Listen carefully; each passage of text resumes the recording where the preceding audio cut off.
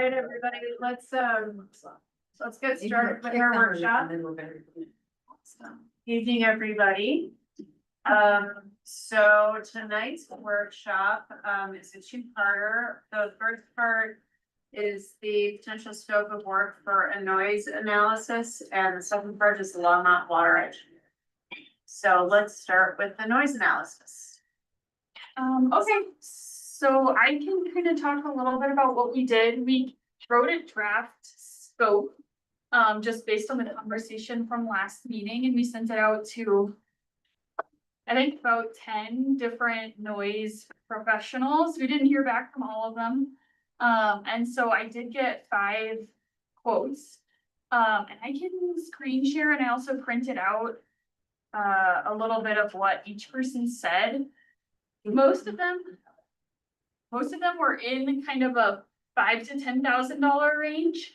5 was like the low, and then it went all the way up to 35,000, but that was the most by far. And so I don't know if you want me to go through, I can summarize them really quickly, or if that's enough information to go off of. But each firm, I guess, kind of brought up different points or considerations, when bringing forward their estimate. So that's why there are some other dots. It's like their suggestion, their idea. I didn't include the company names or anything else, just to keep it simple. And then NoiseNet was one of the companies that I reached out to because we've been talking with them before. And just kind of told them this is what the study would roughly be. And so theirs is in there. That's just option 4NN. Yeah, do you want me to go over each one briefly, or? Yeah, since we're just in these now, then I do. Yeah, and so I did get 2 of them this morning. Okay. Yeah, so, Option 2. yeah. Skip option 2, yeah. You don't have, I don't think you have Crossing other it out. options. Yeah. So yeah, option 1, they noted that they were experienced with live music. I think they said they worked with Austin. All are Colorado based. They recommended simultaneous time synced measurement at a venue and a receiver. And then they were talking about limitations of decibels with bass, which we've heard before from other folks. And then a couple of these different options also stated, they were like, a lot of cities and municipalities like to use other municipalities as examples. And they're like, but if it's not written well, that could be a problem. But they said roughly 5 to 10 up to 20. Option 2 will skip. Option 3 suggested studies over a 48 to 72 hour period to get venue music, nighttime sound, daytime sound without the venue. To compare them all again simultaneously with the venue and a receiving end. And then they also noted they could attend a board or community meetings. Option 4 was NoiseNet. So I kind of talked to them about their technology, which you've all heard about before, and they noted that they could mount one at the venue and mount one somewhere else. And then you could do like 3 to 4 days there, and then you could move the mount. They mentioned some things about their technology, like if it's in a public place, it needs power and it needs protection from getting stolen. So there are considerations there with NoiseNet. But they did say specifically that their equipment's more able to handle like venue music rather than just like noise in general. And so that was the quote for 2 monitors over a 3-month hire, including setup, training, and reports. And then the last option was when I spoke with the person who did Golden Study, they referred me to someone else because they don't do that sort of study anymore. So that was option 5 was their suggestion. They've worked with similar municipalities on the problem. And then they also mentioned kind of the decibel audibility, decibel levels, there's a difference. And then they have a little proposed scope, but that was 5,600 to 9,000. So those are the options that responded, just to give you a rough idea. Most of them are in that $5,000 to $10,000 range, with a few being a bit higher. Thank you. Okay, you have questions about? Maybe we should go through the map a little bit, so you know which locations we chose. Yes, yeah, do you want to screen share that?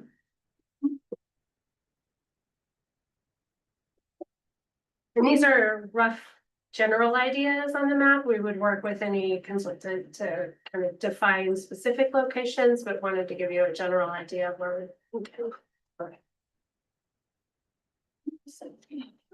Oh, boy, maybe it's gonna kick on. Dick? So after talking to these consultants, do you feel like what they bring to the table is more than what staff can handle? Yeah, Yeah, you can keep going. I think so. I didn't know if they bring a secret sauce or some Yeah. technology, or it's just a matter of, like we talked last time, driving around in a golf cart with the measuring the decibels on.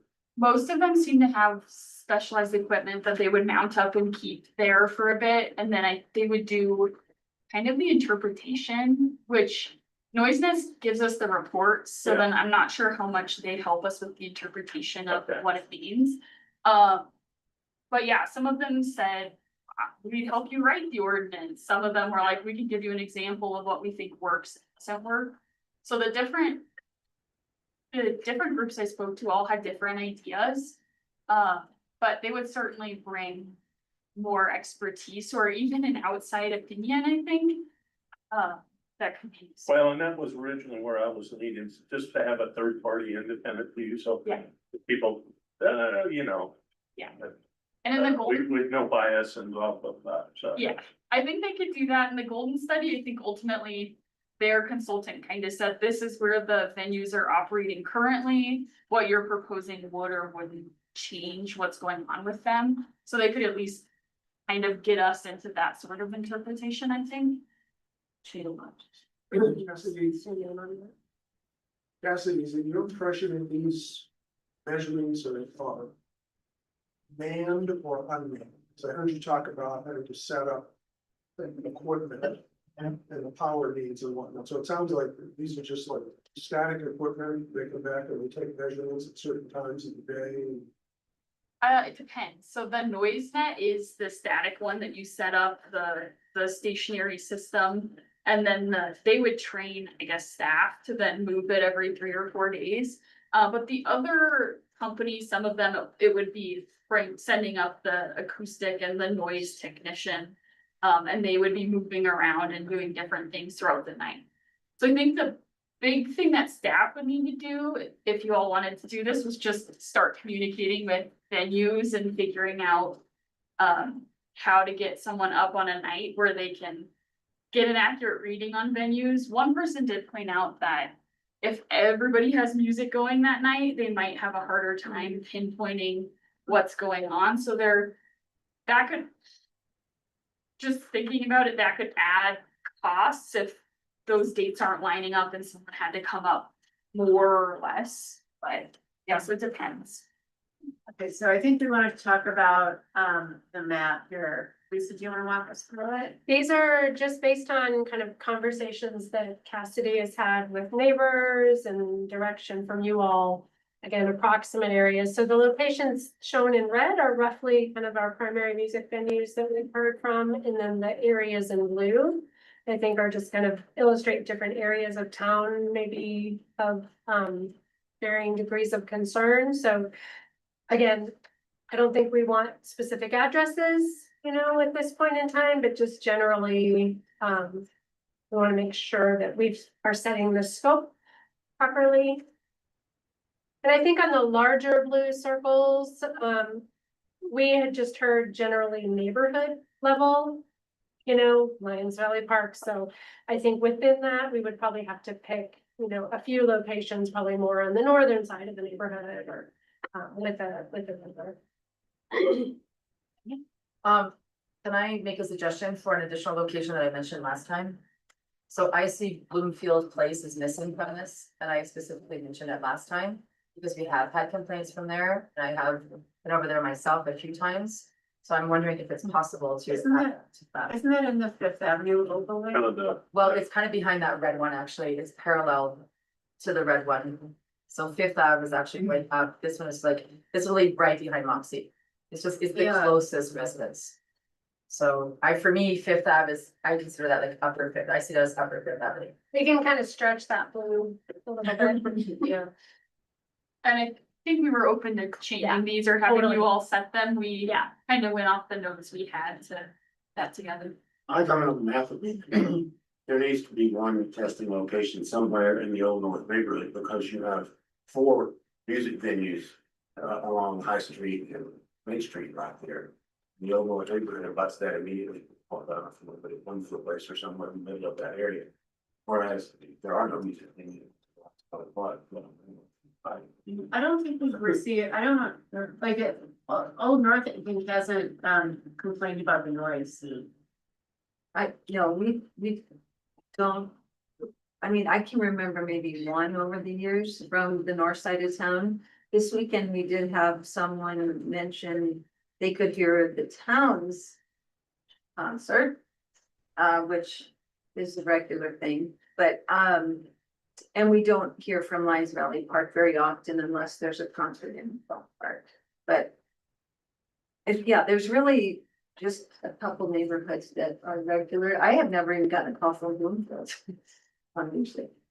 I just think it makes sense to do one measurement in the neighborhood where most people live close to most venues. Like, that's on north, you can get all music venues in a 2-block area there. And We can, And they're hybrid. you guys might, sometimes you guys get them. And told me this week. Somebody. So. Oh. Well, that's the answer, I guess they don't tell me. Yeah, Kim also took the noise meter and measured the Sandstone Park concert I was wondering. on Wednesday. She did. And when we had like a max of, was it 16?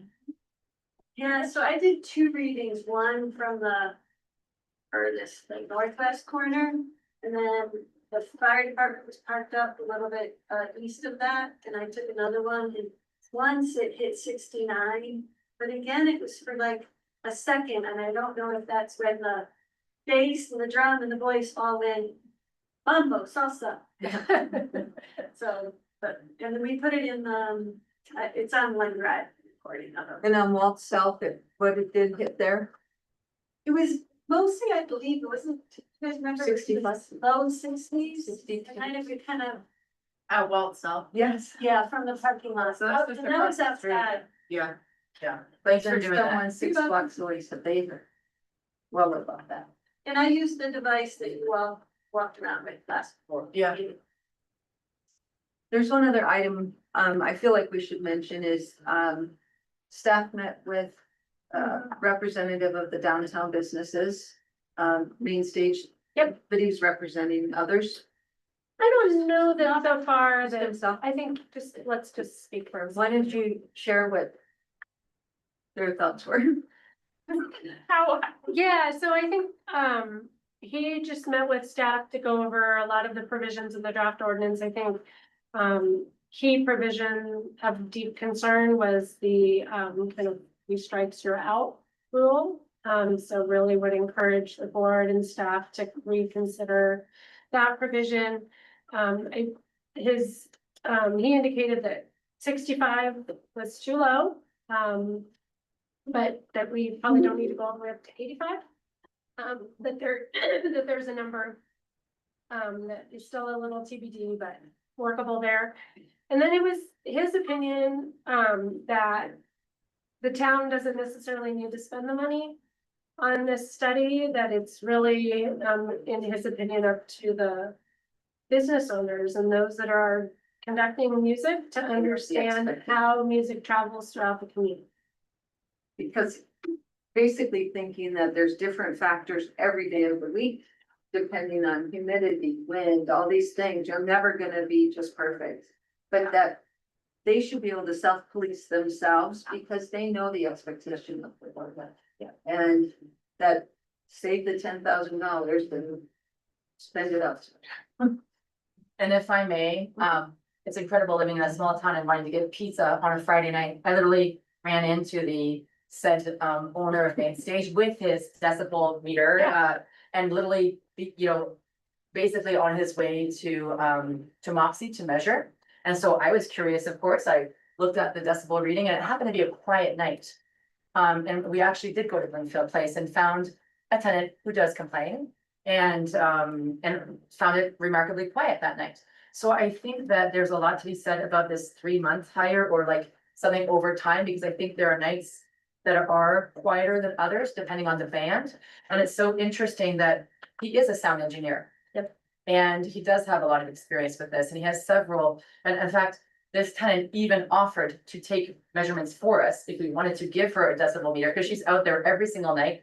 And I was very reassured to know that at Main Stage, for example, it really is Thursday, Friday, Saturday night, it's 3 nights a week. And usually the bands are done at 9, and by chance, I was there at 9 and they did. In fact, he asked them, he called them and said, could you please turn up the volume, because we were trying to get it to 65 to see how loud it was actually. We couldn't get it past 55. So And it one was of- just a really quiet band, I think, that night. Yeah, and one other thing to consider, he did indicate that, particularly with some of our venues, if we think about implementation time frame as well as hours of operation, that we should be mindful that some of our venues have signed contracts to, Right. provide events. Yeah. And so we want to be cognizant of obligations that our business owners have committed to and, be aware that any rules we may adopt that are inconsistent with their contract could put those businesses in a difficult position. Yeah. And I also met with Eric. I don't know who didn't. Did you do this? No, we didn't do a sound tour, but we sat and listened to some music and he had his desk in here. So we talked about those concerns with him. And the other concern that he mentioned that I thought we should consider when we start talking about hours of operations and days of the week is that there are big nights for these businesses that are the nights before a holiday, but the holiday may fall during the week. Yeah. Or, during the festivals. So I wanna try to accommodate that. But I think the phase in period for whatever we decide is a good idea. And, but in terms of the sound study, so, I think what might be helpful would be, maybe kind of a not to exceed price, and then maybe your, kind of your key points that as we're negotiating and following up with specific vendors, because I think all of these vendors are offering a little bit of a different approach, and we know we just gave this to you, but I think it would be really helpful to understand, kind of the degree, amount of money you're willing to spend, if you decide to spend money. And then really kind of what are those key points that we need to try and include in any scope. I had a question about option 5.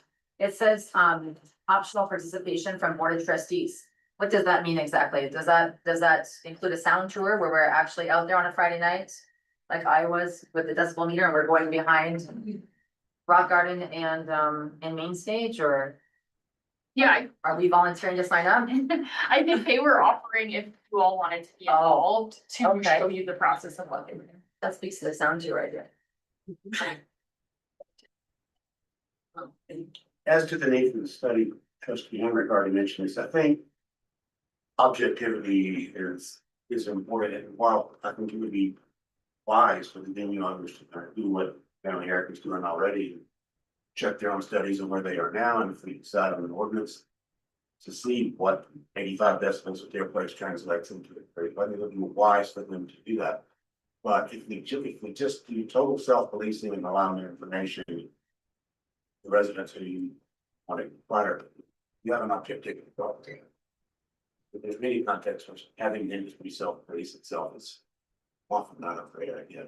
And they shouldn't self-police themselves and have the person, yeah, but I think the objectivity of measurement study worth $5,000. Yeah, I agree with that. That's what I was gonna say. We're sending our town staff out with DB meters. Could publish some skewed results and we could be accused of. Not doing it properly, so. I think you have a good idea about the not to exceed quote.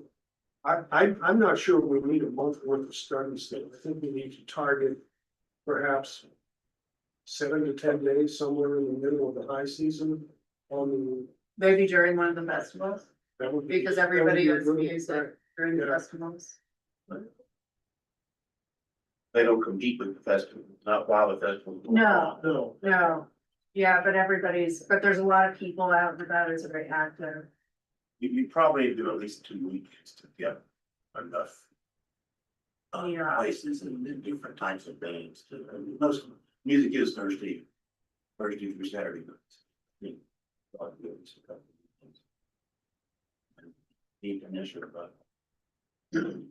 I don't believe we budgeted for this, right? So this We was, have not. this was just part of the general fund? You would have to, it'd be general fund, and then if we can't absorb it in the budget, you have to do an allocation or budget adjustment. I think. Couple of things on that. Number one, we got $500,000 for all over. Number two, an item on the agenda tonight is what to do with the business recovery fund and this business bonus. And I think, and the suggestions that the EDC made on top users for business recovery fund money. That's less money in the tank, and maybe we should look at that because it's basically. We've heard from a lot of businesses and they're very like this. So I think that's gonna be a source of, how do you have me think about it?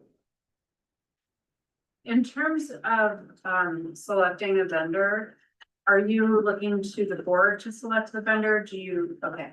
I have a question then, so option 5.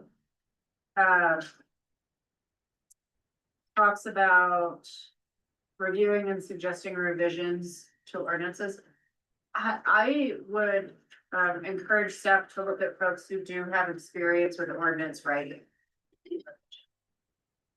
I think that would save us maybe some legal fees. I think at least one other had mentioned that too, so we can add it to the scope, we didn't have it in there, they just proposed that as an addition. Okay.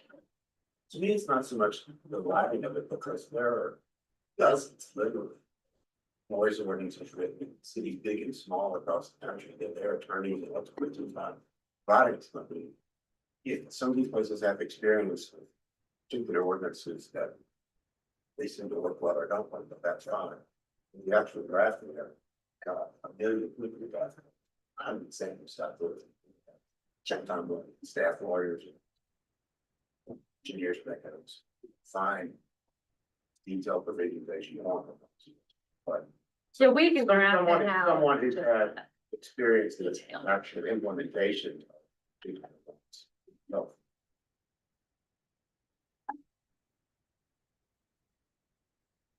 What about the areas here? What about the blue circles over? Dave? I think we should eat our own dog food and add sandstone to the. to the stove. Yeah. I've got. I keep hearing that from people and I've seen it online. Why didn't there police it's on the one, existing ordinance, it says town events, it's those. Yes. Pretty much that's true in every ordinance. Number 2, our sandstone concerts end at sunset.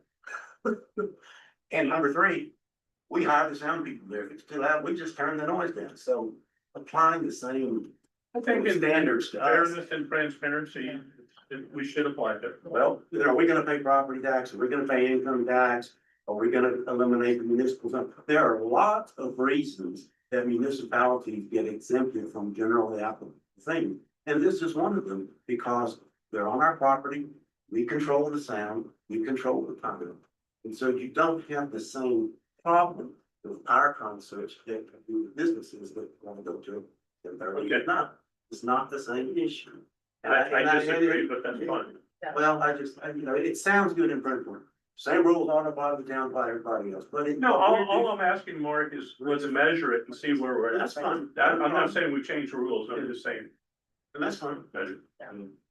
I agree. I agree. I think we should measure. You had some things? I was just gonna say, I agree with trustee Heinrich about just measuring also at Sandstone. So, just to be fair, doesn't mean that we're not exempt, it just means that we're considering it as a vacation. I mean, there may be, there may be nights where there's music at Sandstone and music at A Lodge and music at Main Stage, and so it would be good to know what the, sound is like. Yeah. Yeah, and I'm fine with adding an oval or a circle somewhere in Old North, if we wanna do that. Or I can just stand there in my backyard with a mess. Do we need one in Lionsville Park? I mean, there's no. I was just gonna mention that. The only consistent sound that we get is from the farm at the wedding. And of course, the festival, we get that, but I'm not sure we need LVP in there. I mean, you've got the neighborhood behind the farm, it's still a candle, like I said, it's, What about Spirit Hound? Do you get any lead over from them? no, I mean, you ask my wife, I'm outdoors 18 hours a day, so if they had it, I would hear it. And I don't catch that. What about wildfire? The weddings they have there. Yeah, I guess That's on the map. From, yeah, you heard it, I hear the DJs and stuff. It's not bad. I'm just saying, if we're looking at. well, Indian Lookout's on the list Yeah. for. I might move the LVP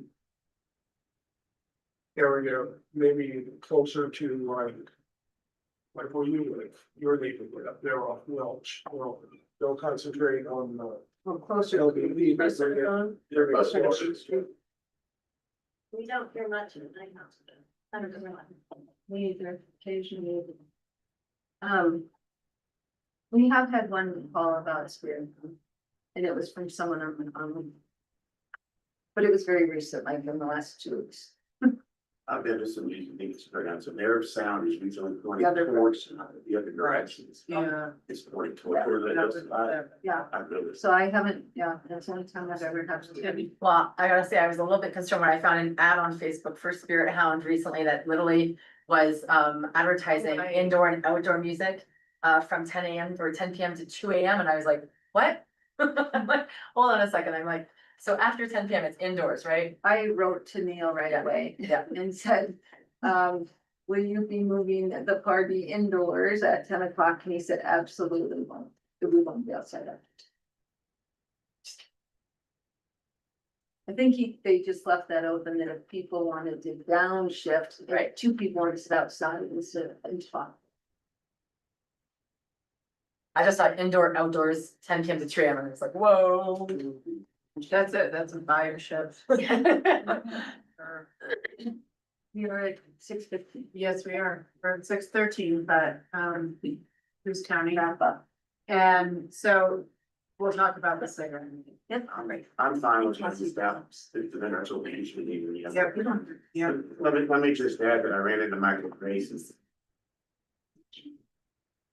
We're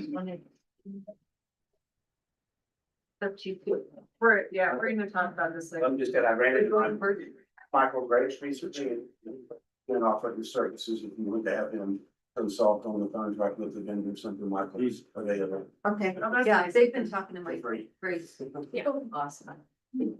Thanks, Cassie. All right, let's move on to the water IGA. The fun one. Woman up, Kim. Think we have a guest? We do have a guest tonight. So, Ken there. For those of you who don't know, you know what, Ken, your title's. Right here. Well, you're gonna do. Can introduce himself, Gino's title. Yeah, this is Ken Houston with the city of Longmont. Hey, good Hi. evening. Good evening, Ken Houston, Water Resources Manager, City of Longmont. Basically, our division takes care of all of our well water system and we interact quite a bit with the town of Lyons with our water service duties. So look, appreciate coming tonight. Well, thank you for making the trip. Ken is a wealth of knowledge. He is like a. It helps with the original agreement. right? Yeah. Just about. We've been here since the. First Amendment. Original service agreement, I did. Yeah. You were here in the 90s. I started in 85. 85, so he Wow. goes way back. If there's any way we could bottle his historical knowledge, it would be Wow. amazing. So, we're glad he's here tonight to help us explain anything you might have questions on. That's terrific, thank you. So, Erin, do you wanna Yep. kind of tell us where we are here? So I was gonna start, I just noticed, and I apologize, that what's in the packet, you might wanna go to the cover memo and the agreement in the packet. They're not what's in the workshop. I don't know if, I didn't put stuff in the workshop and I just noticed that was older stuff in the workshop, but I have a newer one in the actual memo for tonight is all in there in the packet. Okay. So it just goes into a little more detail of the full scope. The last time we talked about it, it was only one particular part. It's close, but not exact. So you may remember this started when there was a desire to see about adding attainable housing as a type of development project that we could accept Lake McIntosh Reservoir stock for. Currently, we can accept it for affordable housing, economic development, and commercial development. And so the town wanted to see what the options were for attainable housing. Then there was some discussion to also add in a mixed, not type of housing, but a mixed structure of cost from if we have a project that's market rate, attainable and affordable, how does that work for Lake Mac or CBT? So presented a first draft to Longmont. They had reviewed it. We talked a bit. They gave slightly different numbers for, say, some percentages on that mixed affordability side. I brought that back. We talked a little bit more and I went back with the 25% versus 12% potentially, if we may remember one time. On that next round, Longmont then looked at our full water portfolio, which is all the water rights we have and what we would need even at full build out to the 1,200 and something set of taps that were allowed with our current agreement. And based on their analysis, they were okay for the rest of what's in the agreement to accept the Colorado Big Thompson or the Lake McIntosh Reservoir shares for any development that the town wanted to move forward with. So they presented an amendment that allowed either option for any type of development. So there'd be no restrictions on when you needed to supply Colorado Big Thompson or Lake McIntosh Reservoir. It would be left up to the town to make those decisions and to codify exactly what they wanted for a particular type of development if they wanted to do that. At that presentation, some other questions came up during the discussions, and it was asked if what Longmont was thinking about different items, and I didn't want to presume to answer for Longmont. So I asked Ken if he was willing to come and answer the various questions you all may have. That's great, thank you. All right. Questions, trustee Bernie, I think you had the most concerns with this the last time we talked about it. No comments. You said we have that total number of taps at build out under the 1,200 and something. And yep, we're at 990 now. I can pull up the agreement. Or the last letter.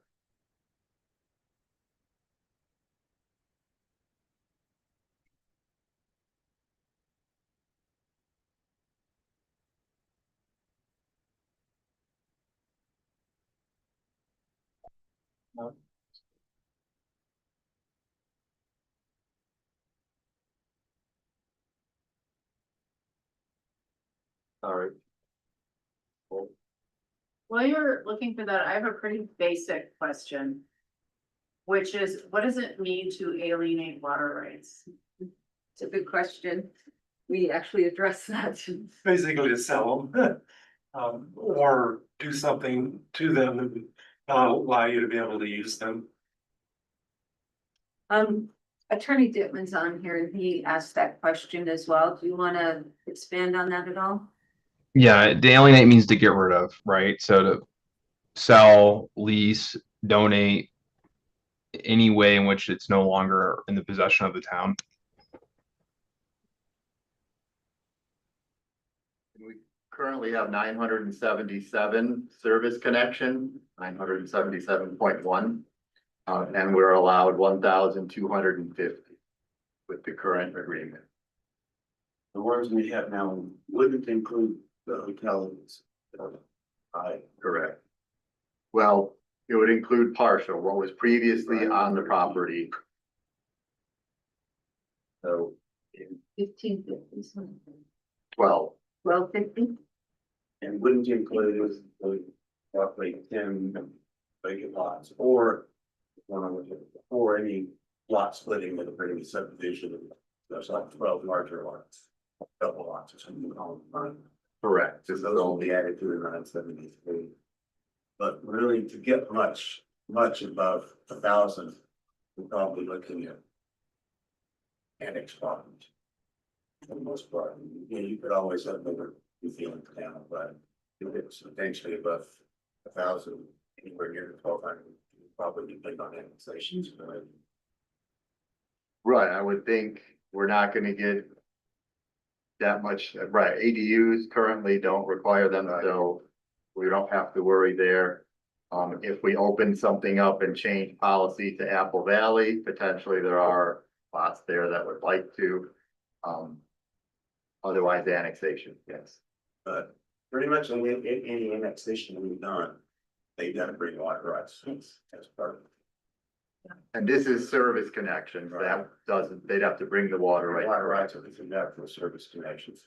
Have somewhere, well, 200 maybe additional service connections.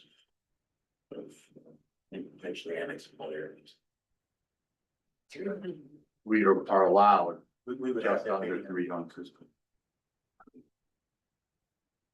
What, in theory, if we ever have big developments outside of town, we annex, and we got up to that number. What would happen, assuming the moon, any new annexed area brought their own water shares, is that number changeable, is there a capacity problem? Certainly, even if you get the water rights. So The reason the total number of taps is capped is based upon our treatment capacity and our ability to be able to treat the water and get it to you.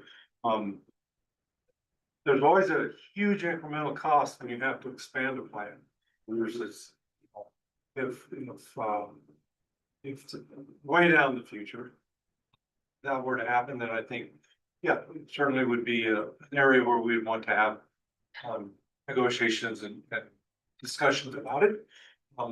It was never thought to be a huge issue, partially because of all the communities, Longmont included, Lyons, most of the Boulder County have IGAs with Boulder County.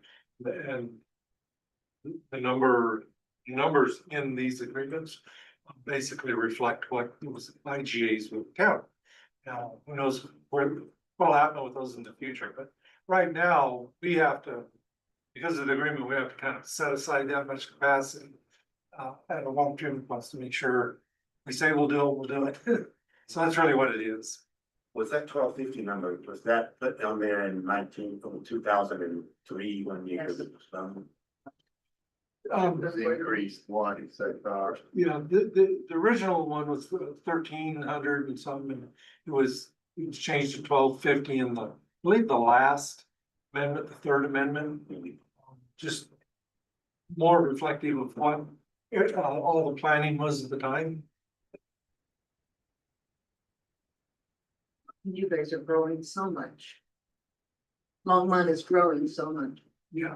I mean, Longmont's adding capacity since then, right? Well, this Gaddis plant, you opened a new one, right? Well, that's their backup plan. That's a backup. Yeah, this is actually, this agreement was done as we were planning the Nelson Flanders water treatment plant. And that's currently the only one we have operating right now. The way Gaddis is a backup plant. So it can come online. We haven't used it for quite a while because between Lyons and Longmont's demand sort of tempered down a little bit. We're able to meet all the demand from the current plant. a little different question.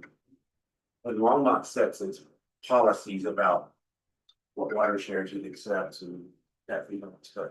To what extent does it put those in its municipal code, and to what extent does it adopt policies that are more easily adaptable than a codified?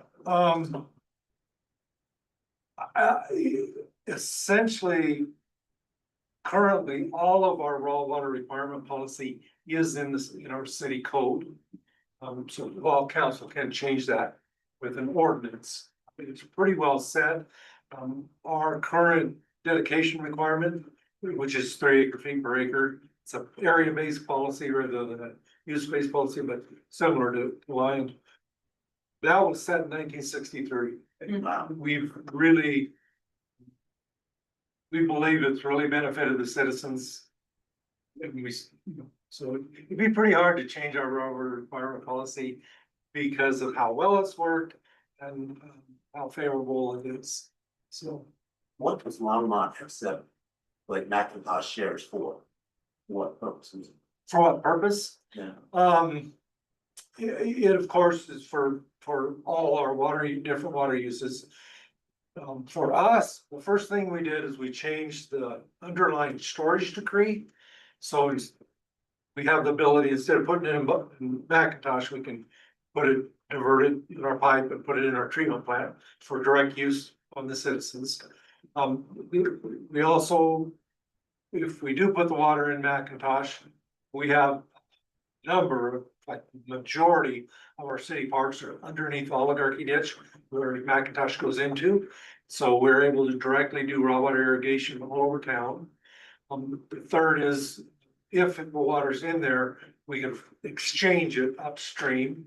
And then finally, we're able to deliver it out of Macintosh, and get it down to Union Reservoir east of town, then back to St. Vrain Creek, and we can then use it for return flow obligations, exchanges, all types of uses there.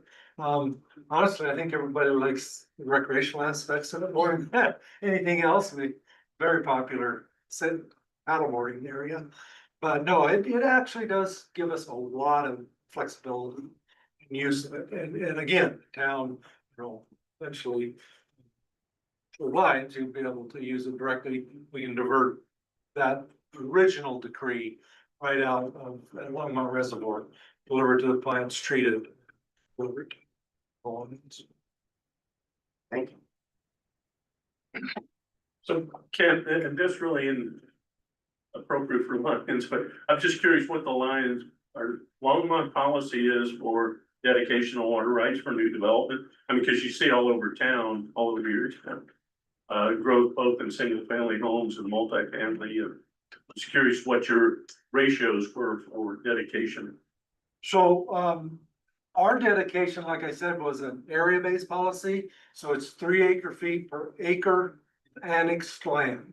Okay. And that's headgate yield, that's the original yield of the ditches, or whatever water rights you have. That has proven to be pretty successful and sufficient, for Longmont. We have, we developed a few other projects as we've gone along to bolster our water supply.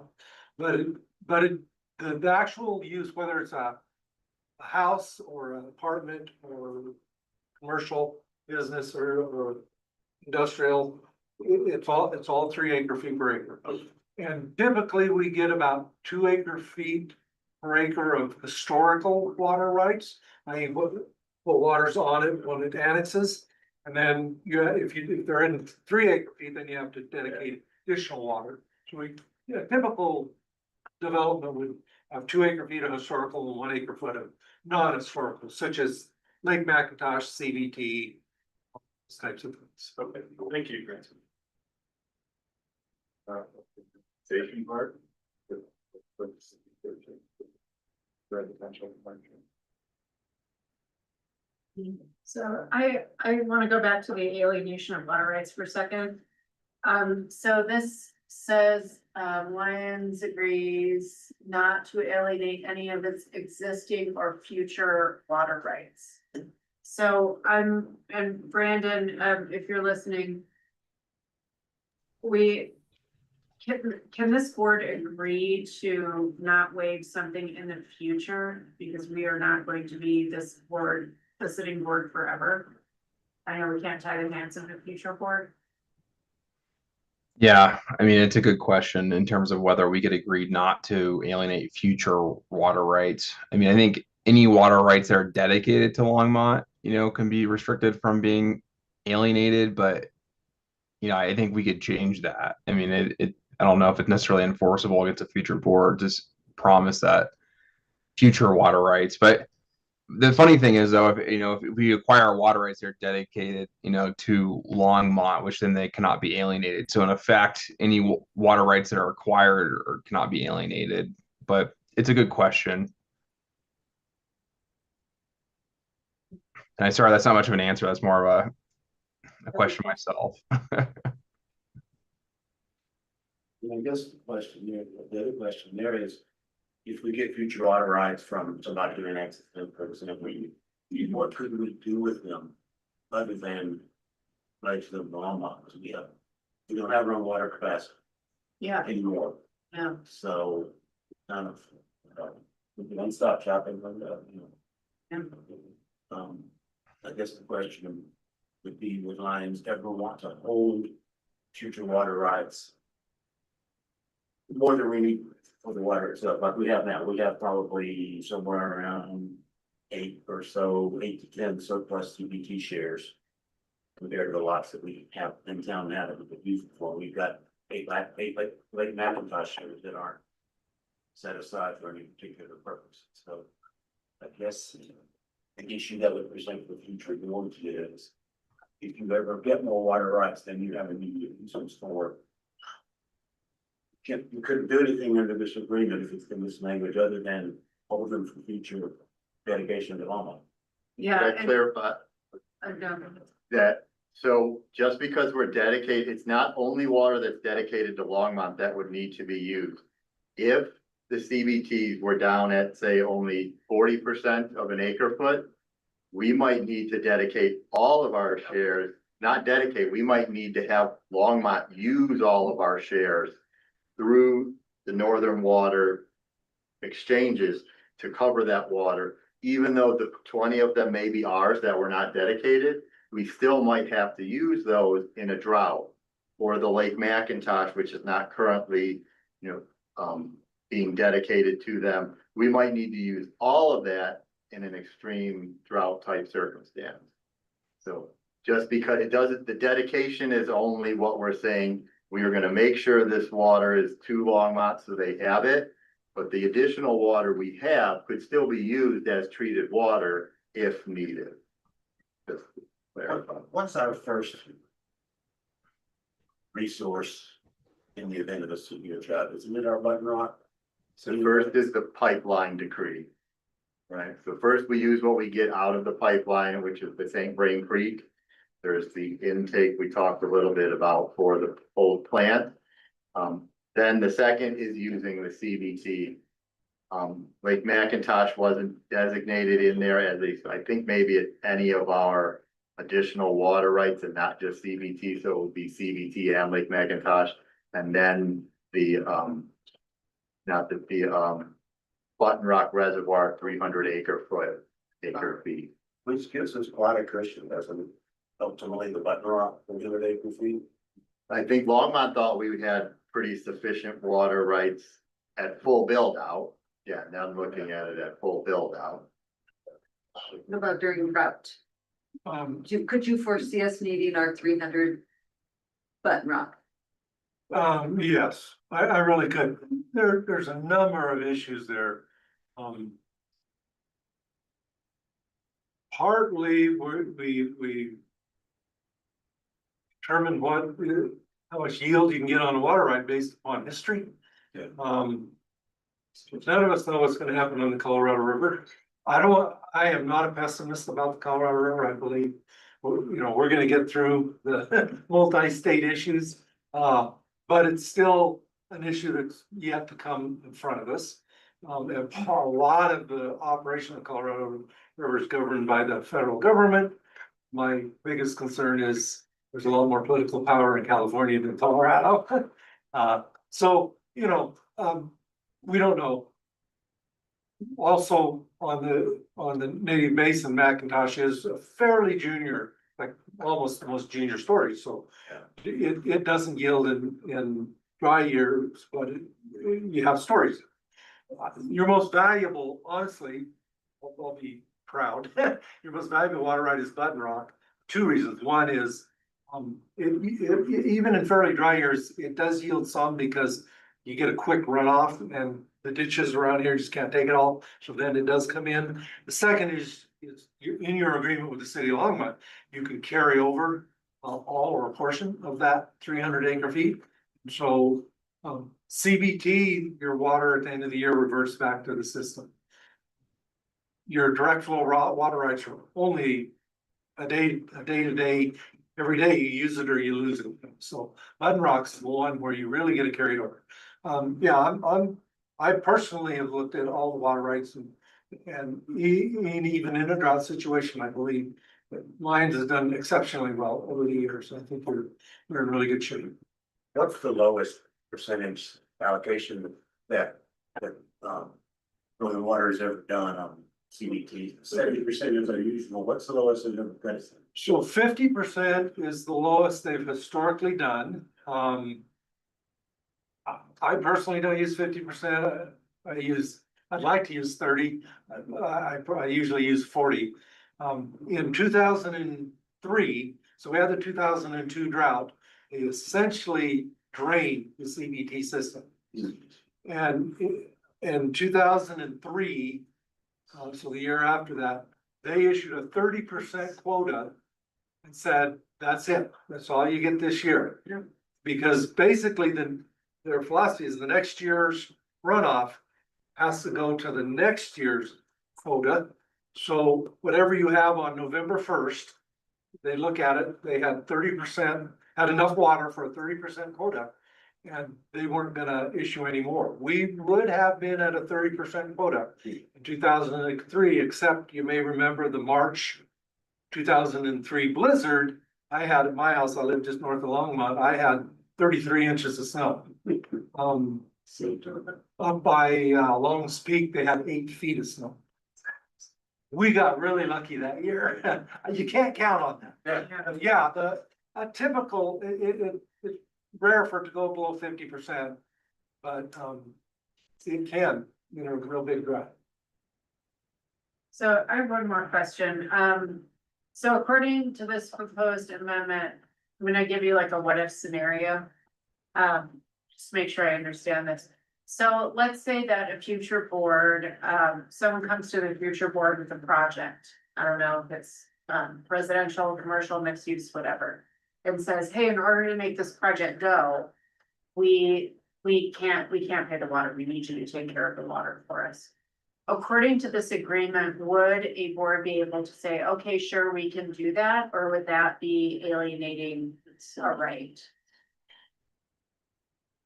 I can't give you legal advice. I'll let your attorney. We have operationally allowed the use of your entire water portfolio. Technically, in the agreement, every year we look at how many taps you have, service connections, and then have to dedicate that amount, and you do have a little bit above that. So, yeah, I think that would be really, I don't want to give you the legal advice, but I don't blame you. I think that's consistent with what Yeah. we've done We in wouldn't the be past. alienating. We wouldn't be selling them to anyone. You're just saying that we like, But we're we're giving them dedicating away. on their behalf, On but their- Longmont's still getting what they need. Okay, so it's not that we're giving Yeah. them to somebody. No, alienating is, we go sell the rights, they're counting on it in the system. Got it. They're still held in the name of the town alliance. Yeah, you can use it how you guys want to by your internal policies. We just have an agreement with Longmont to dedicate it in these circumstances. Doesn't matter to them if it's ours or we make the other people bring it. Okay. And Brandon, I did agree you- with all that, to be clear, so. Okay.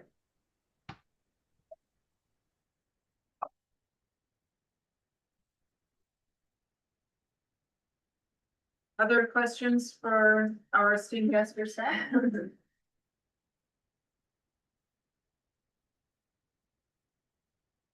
I'm not a question, but I want to bring something up, Yeah. and bring it up again. You know, side things in workshop, but Trustee Daddy and I had a exchange of communications after our last session. And the question, one reason I asked the question of the experts here is, now that if we do this, now we would be able to accept Lake McIntosh shares for anything, whereas our policy, which was predicated on Longmont's policy to this date, was no, only for affordable housing, commercial development, that type. Yeah. And so we don't have a. The question is, should, and we had a board discussion on that too, about should we, as a matter of policy, accept Lake McIntosh shares for, single family market rate houses? And I think the prevailing opinion was probably not. And if that's gonna be our policy, to not accept Lake McIntosh shares for market rate single family housing, how should we reflect that policy? Should we codify it, put this on an ordinance and code? Should we adopt a written policy that's more easily adaptable by resolution? I'm not suggesting one or the other, but the benefits and detriments of both, I think that merits some discussion. Obviously, a policy adopted by resolution is more easily adaptable if something comes along that we don't anticipate what it may be right now, this particular development that may be a mix of market rate and affordable and things, and we might want a bigger policy to encourage that development. Even if you put it in code as an ordinance, that makes it harder to change, but it's not impossible. You have to go through three-step amendment process for the board, so. I guess that's a question that I think we should talk about tonight at this same time. How do we reflect that policy? Just a written policy by resolution or put it? I think that's a really good question, Mark, and I think we can have that discussion later, but I think we do need to memorialize whatever the policy is somehow. I would lean more toward a resolution for a couple of reasons. The boards change over time, priorities change over time, and circumstances change over time. So, I wouldn't want, go ahead, Aaron. Well, I would say from the utilities and the requirements, I have relied on it being in the code.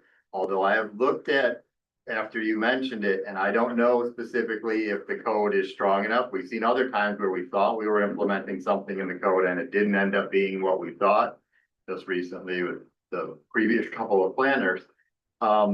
In the acceptance of water rights down there under the subdivision, it does mention it that you could take Lake McIntosh for affordable, but it says as an example. So seeing that language as an example would make me question it, but I have actually gone back on saying it's not because of the agreement. We did this because of the agreement, but my thought was when we implemented this into the code, that we actually were codifying it for Lion. And I believe that was the intent at the time and could be looked at, but that we thought it was already codified that Lions would only accept it in these specific cases. But reading the language and trying to understand the legal, as I've needed to do a little bit more lately, is that it said as an example, and maybe that particular phrase needs to be removed.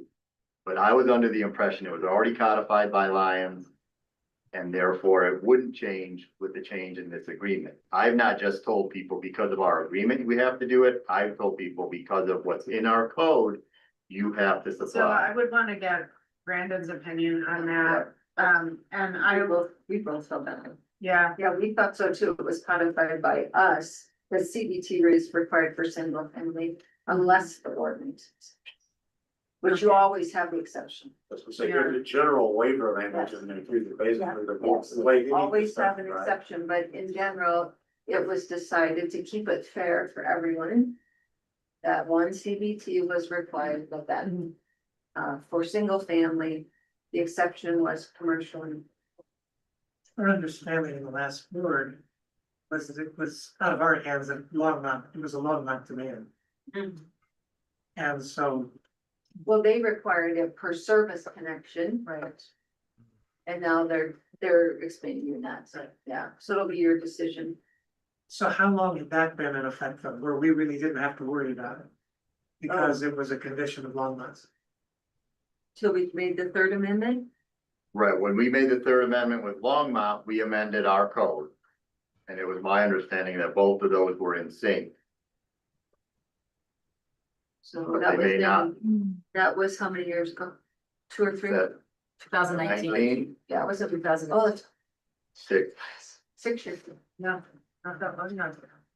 I think it was a little resolution. Yeah. I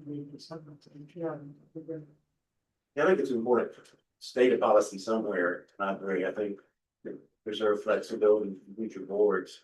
Later on in the resident policy, but it's important to have a stated policy so that potential developers, home builder, whatever, can see the policy and say, oh, does my development fit that policy? And if it doesn't, then they need to work on some change for their particular development that will justify any particular change. But I think it's good to put it out there to give a signal of what our preference is.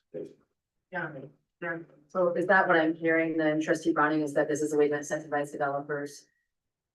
Really just to let them know what the policy is and what's expected of them.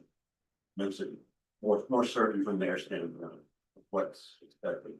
What we incentivize, might incentivize some, might disincentivize others, hard to tell, but at least everybody will know what the rules are. They need to change those rules. They can come to the board and say, your policy doesn't fit my development for this reason, and that's why I said, there's no for Lions to do something different about development. We wouldn't want a developer to invest a lot of time and expense in a project and then find out at the end that they might not, this might not meet their expectations. So we have to make it clear in a resolution. This is step 1, the resolution is step 2. Is that right? Yeah, if we decide we're gonna go with the resolution or we look for the ordinance or. Yeah, but we won't be doing that. Okay. That'll be in the future. Okay, anything else right now about this issue? All right, great. Thank you so Thank much you. again. Thank you very Nice much. seeing you, Ken. Very helpful. Stop and get some dinner on your way out of town. They've been really late for the other part, but we'll see where I'll let you know. We're taking a break.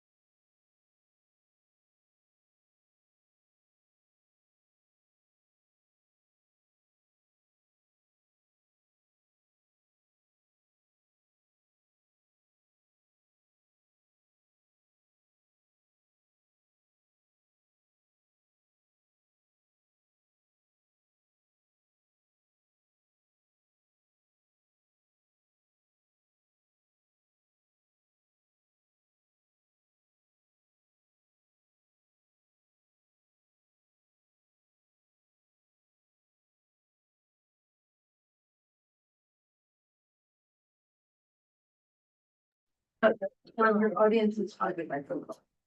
Oh, yeah. Great. We're live. Well, I, So. okay, ready, everybody?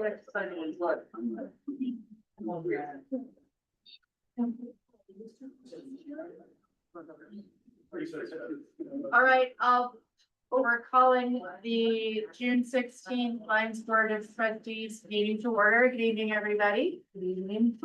Can we have the roll call, please? Yes, Mayor Rogan. Present. Mayor Pro Tem Williams. Trustee Henry. Present. Trustee Dottie. Present. Trustee Lowell. President. Trustee Browning. President. And Trustee Tillman. Please rise for the pledge of allegiance. I pledge allegiance to the flag of the United States of America and to the republic for which it stands, one nation, under God, indivisible, with liberty and justice for all. Thank you, everyone. I'll read the land acknowledgement, then we'll take a short reflective moment of silence. We must acknowledge with respect as non-native people that the land on which we stand, live, and learn is the traditional territory of the Ute, Cheyenne, and Arapaho peoples. We also recognize the 48 contemporary tribal nations that are historically tied to the lands that make up the state of Colorado.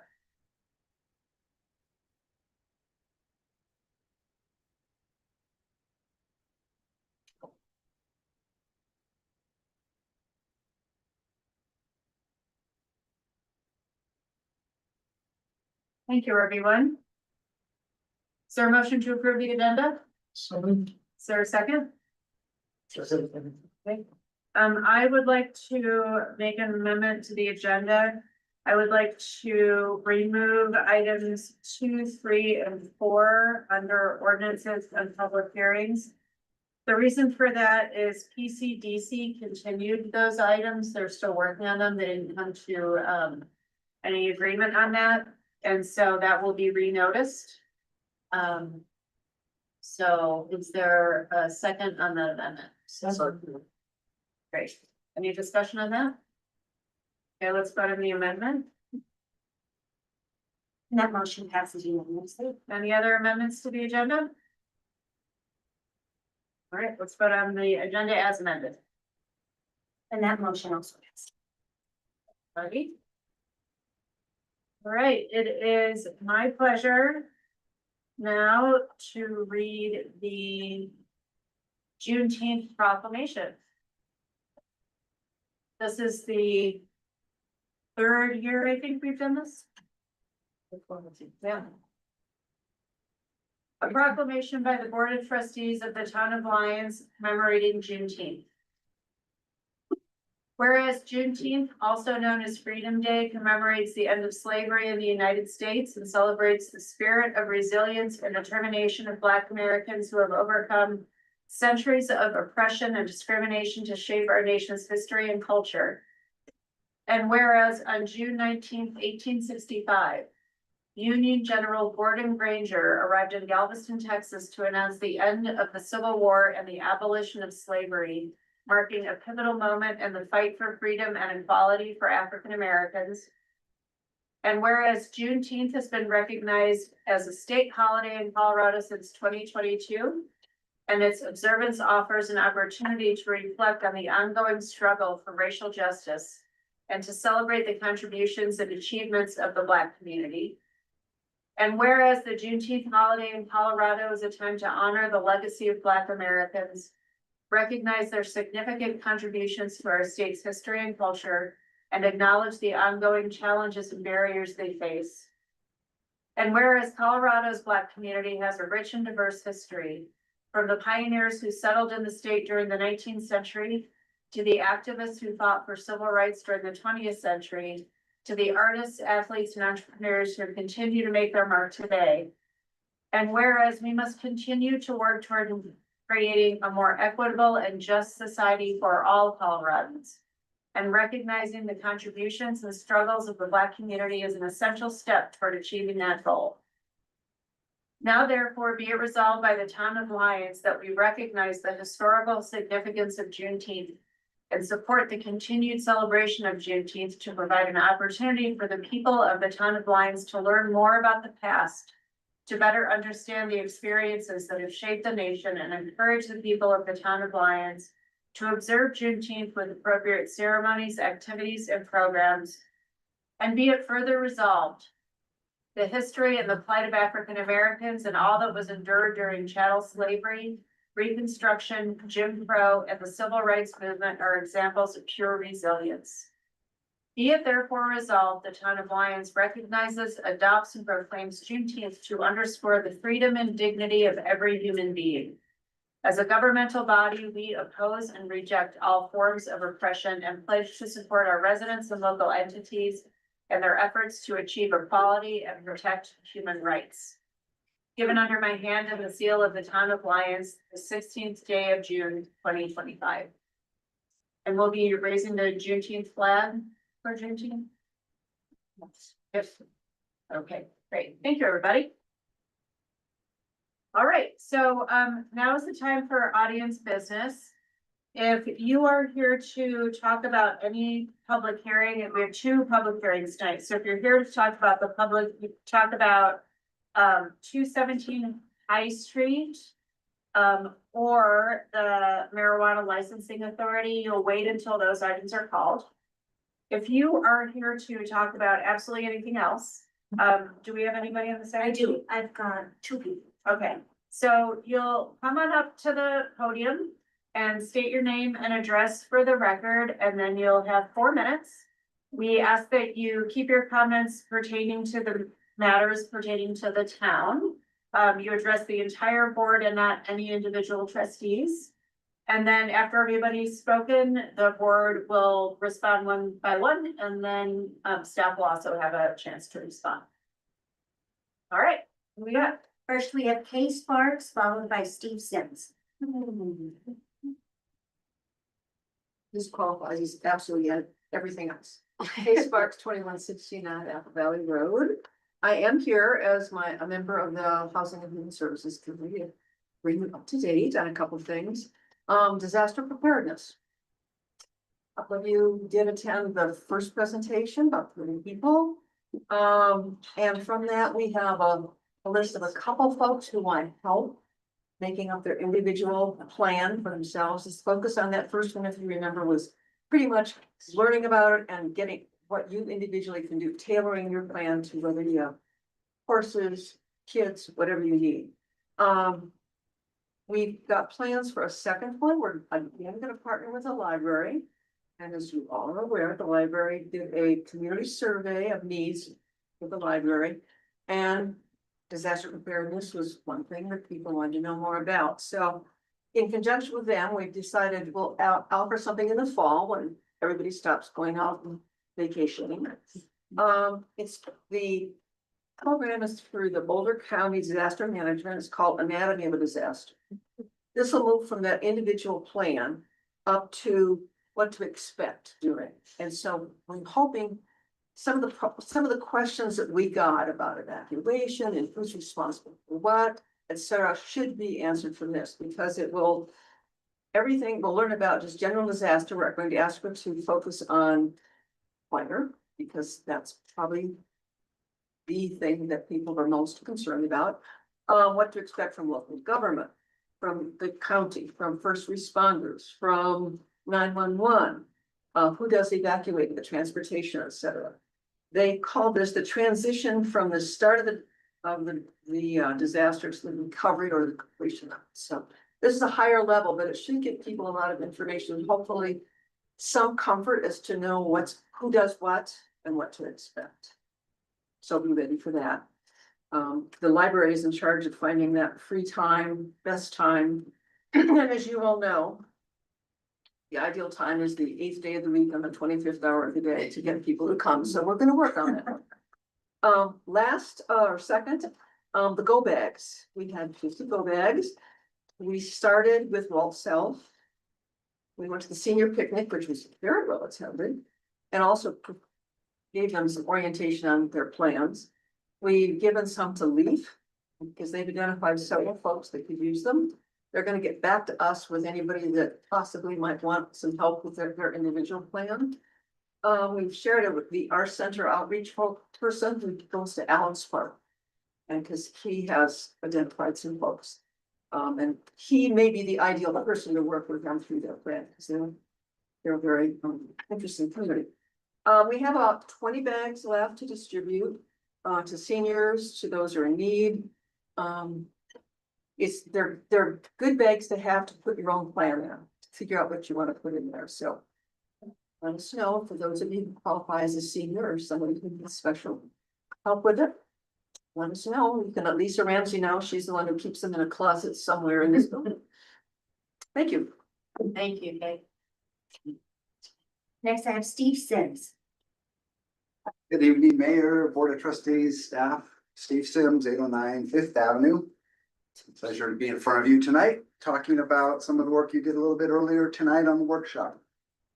First and foremost, I would like to thank you for the last workshop meeting you did, and very well attended by quite a few people. You were very patient during that meeting, and also your deliberations at the end were much appreciated. I listened to that. I talked to some of those people that were at that meeting, and they did not really know the noise ordinance covers more than just the music venues. So I tried to use that as an opportunity. This week we have received Victoria and Cassidy's work, and 10 or so consultants being reviewed, 5 quotes. Looking good in the 5 to 10K range, max 35K. Discretionary funds may be being used for that. In the request for the write-up from Cassidy and Lisa, the Board of Trustees expressed interest in conducting a noise ordinance at various locations throughout town during certain outdoor music events in the upcoming weeks or incoming weeks. It's great. This analysis requests specifically the music venue, but the ordinances and the ordinance revision is not just an attack against the music scene. The ordinance is related to more than just the music venues. The ordinance is related to road noises of many sources. And I want to help in the environmental, the roadway, the light industry noise, and so forth. Planet Bluegrass and Riverbend, those main concerts aren't an issue at all. So none of the monitoring should take place during those 2 weeks of those big events, or even some of the Riverbend now they've built the structure. So we want to look at the other items. Discussion among the BOT convey that conversations can be conducted when you were doing the study last week, talking to each other around 65 decibel background noise. But note that it's not just the short little conversations, it's the 2 to 4 hour sustained background noise above 65 decibel.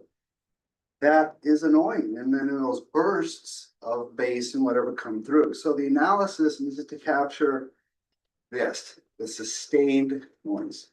Simply, the further from the source of sound, the less predictable the sound will travel to the intended destination.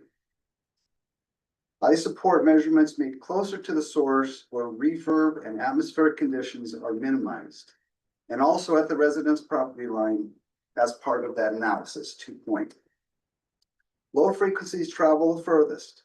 Most of the vocals are lost over distance, and only the chest thumping noise is what remains and what we receive at this end as residents. Low frequency based monitoring is the most important. Those frequencies are more muddled and travel further. Request the consultants to address lower bass frequencies, please. And it's like sitting in a car in traffic. You hear the bass frequencies from multiple cars around you. You don't know which car it's coming from. You feel it in your chest. The melody is lost. It's just the thump, thump, thump. That's what we're trying to eliminate. It's the lowest frequencies that should be monitored for the analysis. NoiseNet 24/7 monitoring can capture all the events. This is done without having to create situations where citizens make phone calls and then a consultant scrambles to reply in a short time. Most of the time, the situation will have been missed. NoiseNet can be moved around for more comprehensive and possible repeated studies if need be. I support professionals like NoiseNet. Your time is up. Perfect. Your time I is up. support Good it. timing. Thank you. Thank you. And I've got one more, Mayor, Harold Hallstein. Good evening, trustees. I'm at 431 Evans here to talk about 431.5. I want to start by saying I really appreciate and congratulate you for changing the ADU policy and doing something meaningful about affordable housing in this community.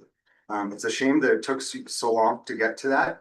And I assume because I didn't get a reply from the staff about my recent email, it is true that I was effectively spot regulated on that particular requirement, which lasted a year and a half or so.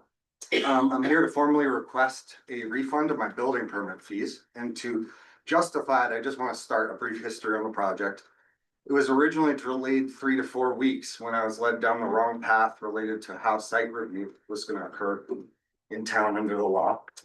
Then I was spot regulated into putting a very, very expensive system into my garage to suppress fire above and beyond all the cement siding that I put on it, etc. Ultimately, the fire chief stood up the private contractors from Loveland who drove, from Loveland down here, 3 of them during the final inspection. Just apparently forgot about the meeting. And if you were to refund my building permit fees on this, it would cover about half the financial damage that this has done to me. I think it's worthy of consideration. It doesn't address the ongoing invitation I have for $495 a year to get the thing inspected. And it just feels pretty unfair that I'll be the only resident in town. And especially since me and my family are new, it just feels like a really tough welcome, especially since I know none of you all live under sprinklers. And so I'm here to ask you to do the right thing. Think about just refunding your building permit fee. Thank you. Thank you. Anybody else? Hey, how's it going? Tony Miller, I own 430 Main Street, Wildcat Mountaineering in the Wayback Bar. Just opened up. I hope you all get a chance to understand if you haven't already. I'm here because there's an issue with access to the building, specifically the access to High Street. As we all know, buildings need 2 points of ingress egress, and currently our second point of ingress egress is being partially obstructed by a shed owned by Bronwyn Muldoon, owner of Lions Physical Therapy. I've tried to be as neighborly as possible about this issue to, resolve our certificate of occupancy issues and all of this.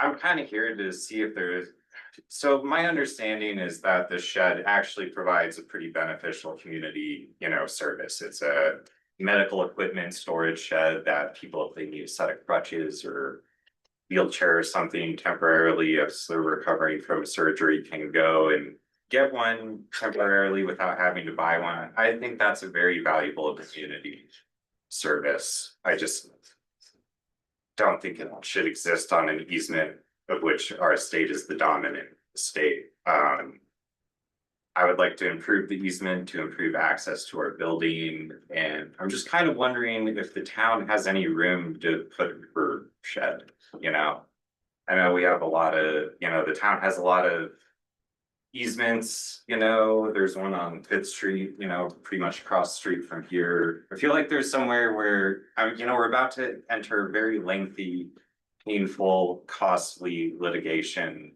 effort that I've tried to avoid. Seems unavoidable at this point, so I'm just, kind of here pleading for alternatives to what's about to happen. That's about it. So thanks for your time. Good to see y'all. Thank you. Cheers. All right, anybody else? Okay, board responses, trustee Delman. I'd just like to thank everybody for showing up and talking about things. Thank you. Mr. Burning? No responses this time. No responses. No, thank you, Steve, for bringing up the issue of noise other than music. That was one of my points that I made. I mean, at the last meeting was that there's a lot more at work there than just the music. It's disturbing. You may have heard Sergeant Chris, I questioned him about whether he could enforce the traffic noise, the J brakes, the motorcycles, the loud exhaust. And he basically said it was impossible. By the time it's reported, the miscreant is gone, and he can only cite people up for another violation. So that's the bad news on that. Thank you. Trustee Dempsey? Yes, I wanted to thank, Kay for being an awesome chair and for giving an update that takes some of my trustees report away. I was wondering, actually, with those 20 leftover bags, if maybe since we're hosting a table at the Sandstone Concert Series, I wonder if maybe that would be a good venue to have a few bags available at least, so that you know, if any resident feels like they need some support in evacuating and they need help with an evacuation plan. I mean, it's not something we're gonna do it at the concert series, but it's something that we could make an appointment for at a later date, or we could pass it on to the House of Human Services Commission, who's willing to follow up. So I'm just putting that out there because we have several concerts to go throughout the summer, and maybe we just have a few bags on hand. Of course, we'd have to communicate that, but I think they would probably go very quickly. And thank you to LCF for funding that initiative. Second, Steve, I totally agree with you that it's not just about the live music. In fact, there have been complaints around mechanical equipment that is over a reasonable sound. So I also wanted to include that as well. And let me see. Harold, I hear your pain. I do. I remember you coming in front of the board and asking for us to look at that again. And I know it took us a long time to get there because we are compromising the safety of people if we're not enforcing the sprinkler systems and the ETs. And I realize that has come at a personal cost too. I would be curious to know what the amount of permit fees are, or the building permit fees are. The building permit fee was approximately $8,600. The system. We don't Right. go back and forth. I'm sorry, Right. that was, Yeah, yeah. yeah, I'm not asking the question. I think I would need more information before making that kind of decision. And finally, Tony, I know that you've invested a lot as some stuff, yeah, here, so as a business owner, and I didn't realize that you only had the one point of egress and the other, and I'm really, I find it's really unfortunate to be heading towards litigation at this point in time. I'm surprised by the fact that there's a shed with medical equipment in storage, because we actually have a medical equipment closet at the Wall South Center. And actually, there's been talk at the House and Human Services Commission of possibly integrating that into the new Leaf building. So I didn't realize there were two different locations. It's complicated for hers. Seems like it solved itself. Oh, maybe it's a private stuff. Yeah. Right, okay, okay, got it. So, I mean, yeah, I'm so sorry, and I don't have any solutions. I don't know what to do, but I hear your pain as well. Thanks. Trustee Hammer? Kay, I appreciate your leadership on disaster preparedness. It's important, and there's lots of gaps there, and I appreciate you trying to fill those gaps. And then, Steve, I appreciate your comments. I do think, as we go forward, if we move forward with hiring a consultant, that we need to look at the thump bass noises, because that's probably what most people get most irritated about. And also the other noises that we hear, of course, motorcycles racing through town and all that. And we all, I believe, received an email from a resident the other day about some technological solution to capture those sounds and capture license plates. So so I would encourage us as we look at this and later on in the meeting to maybe look into those solutions, because that would go a long way, I think, in getting folks to realize this kind of, you just can't go racing through. And with pipe, with the straight pipes and all of those. The other two, I'm not gonna comment on, especially one if there's pending litigation. So, thank you. Yeah, would you progress? Sure. Yeah, and I wanna echo everyone else's comments. Thanks for coming and talking to us. I actually was gonna suggest maybe a partnership with Leaf for the medical supplies. I thought it was the public medical closet, but it sounds like it's a private medical I closet. really don't know. So, yeah, I always hope we can all avoid litigation wherever we can. So appreciate that. And, Victoria, do you have anything you want to add to a staffing point tonight? To the two private owners, that are having issues. I guess I would ask the board, are you interested in an agenda item to discuss a refund of building permit fees? If so, we can gear that up for an agenda. Staff is not able to refund that. It would take a board action. So if you're interested in that, we can gear that up and put together the background paperwork and amounts for you if you want to discuss it. So I'll need direction on that one. And then, in regard to Wildcat, I have talked to Mr. Miller, but, to me, it appears that it's a civil issue between two property owners. And without knowing if the easement restricts a building in it, I mean, public easements do. But I don't know what this private easement is, you know, it's really a civil issue. And I'm sorry, you're gonna have to go to an attorney with that. If it's a public easement, that would be different. So whatever guidance, we can help with there is fine, but, it does sound to me like it's between two, private property owners. We can talk with business owners, but I don't think I can require them to remove anything. Great, thank you.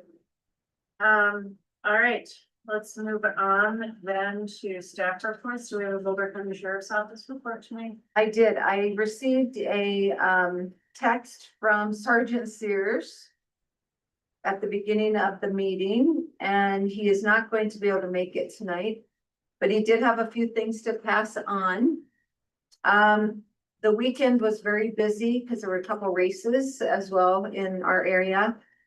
They had a few river issues in Laverne Johnson Park. We had 4 responses by Lions Fire Protection District in one day, yesterday. No one was injured over there, and everything was okay. But again, the amount of resources that takes for people that are tubing when it is not recommended, costs us all, put it that way. They did have an extra duty, deputy in the park, so they were able to respond to those with the fire department without a call out. I should say 1 was a medical incident, 3 were involving, tubing in too fast of water and getting stranded on the other side, which is the common occurrence. He says, I'm working with the sheriff. We're watching the river flows. And the river is still running around 600 cubic feet per second. He won't consider a ban until it's at 700 for several days. And then working on a noise complaint question that Trustee Daddy had requested, getting some current stats on that. And that's what he had to report. You have a question, I know, about the river. Yes, I'm so perplexed, because under the last sergeant, I thought the tubing ban was at 600 cubic feet per second, and now I'm hearing 700. That is what the locals recommended. The sheriff is at 7. Or the sheriff is the one Who declares it by state statute. So I actually made contact on Friday with the sheriff and said, we are headed into a very hot, very busy weekend. River's at 688. Would you consider this before we all go home for the weekend? And he wrote back and said, that he would need to see several, and he didn't say days, a sustained 700 before he would consider that. So that's a state statute. That is the sheriff. And so the sheriff has changed to 700. I thought there's been a change from 600 to 700. We we would all like to follow Ray's River rental and actually Which be is more two than fifty, that. right? No, 400, but What's your one? So here's the deal, I mean, that CFS measurement is taken with the total bridge after the confidence. So the actual water coming down the north is generally around between 250 and 295 most of this weekend, which perhaps speaks to a lower CFS band if we're having that many people getting a program at McGorry Johnson Park. So, and they were not all wearing PFDs on. and when does that one? Right, good question. That goes into effect 30 days from publication after our last meeting, so it's around July 8th, I believe. So it's 8th or too 9th. late for runoff. Yeah. So nonetheless, we just wanted to report that. I think it's probably a bigger issue for our fire district. And, you know, maybe they have a little more pull with the sheriff, because there was also an incident up Highway 7 during all this too. So there were actually 5 calls to Lions. That one ended up being a fatality, is my understanding. So people are just not making good decisions about. They just aren't understanding the strength of the river. They just don't understand. We deal with this every year. Every year. So I just want to revisit the date. So we voted on that on May 19th, so 30 days after we did June 19th. Is that Well, it correct? depends on when the papers we publish it. Isn't it McConnell? Or the paper as in the, That is published by title. the So time it's is 30 days after publication. So we send them in, the next day Maria sends them in, and then whenever they publish it, then it's 30 days. Oh, from, okay, from the publication, right? From the publication in the Longmont Times Hall, is that right? 30, okay. And the water today is back down to 400 at McConnell. Okay, all right, so let's go right into the administrator's report, please. Thank you. You should have all, saw the administrator's report. There are a couple of items that the board or the staff would just like the board's not on if possible. Changes to contractor licensing. I don't want to spend a lot of time on it, but Lisa, is asking for some direction to be in sync with our neighboring communities. Yeah, I have a question about that. Yep. So I understand that this will save time in the long run, but, how do we think this will affect the number of people who can actually work in Lions? I think it potentially will impact the number of folks that maybe historically have pulled building permits in Lions. Looking through the list of contractors that have pulled permits over the last year and a half, a number of them have business addresses in Longmont or Boulder. And so I would suspect those folks are probably not doing all of their business in Lyons, so they probably have these certifications. I think contractors that are based here in Lyons, whose primary work is probably here in Lyons. I think it could impact their business. I think if we implement something like this for when it takes time, two, I think we would do, you know, maybe a longer lead time, like an ordinance that goes into effect in 6 months, so that we can give folks time to get certified if they're interested. Happy to bring back more information. In addition, this one would require a code amendment, which is why we were bringing it to you. In addition to this, through our onboarding of Safe Built and just through, you know, having a new staff member in the building, we're looking at a lot of our practices in terms of administering the building department as well. And so this is just one that would likely require a code amendment. So it's just whether or not you would like to hear more and, Pros and cons, all of that. discussion on it. I personally don't like it. I think your point about the local contractors being inordinately affected by it is correct. To me, they have to be following our own licenses. To me, that's enough.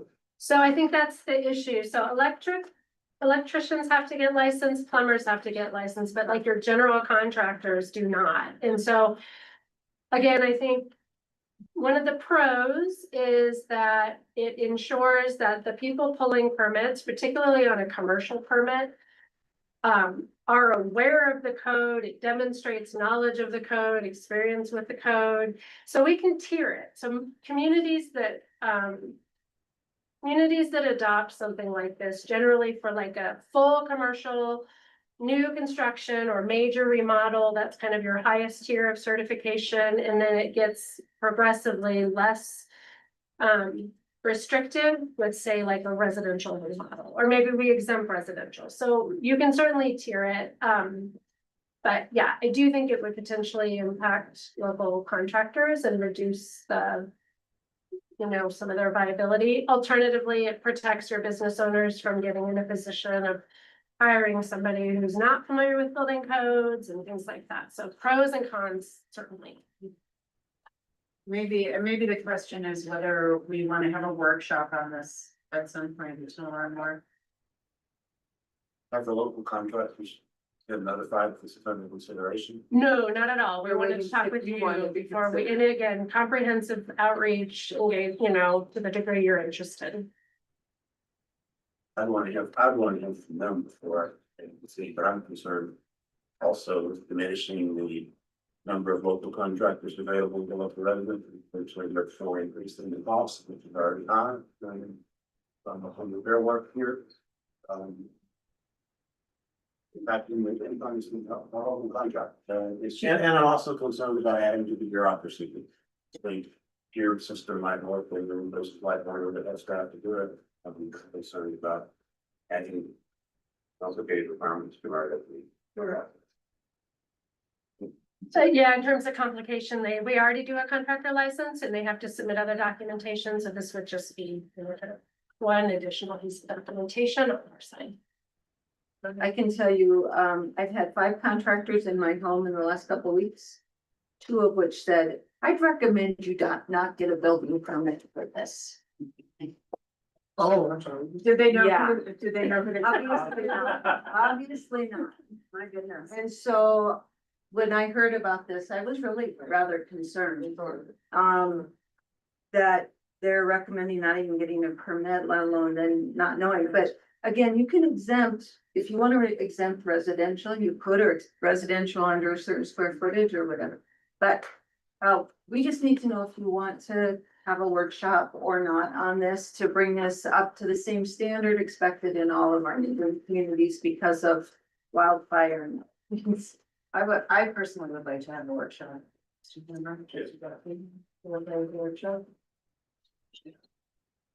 Okay. Okay.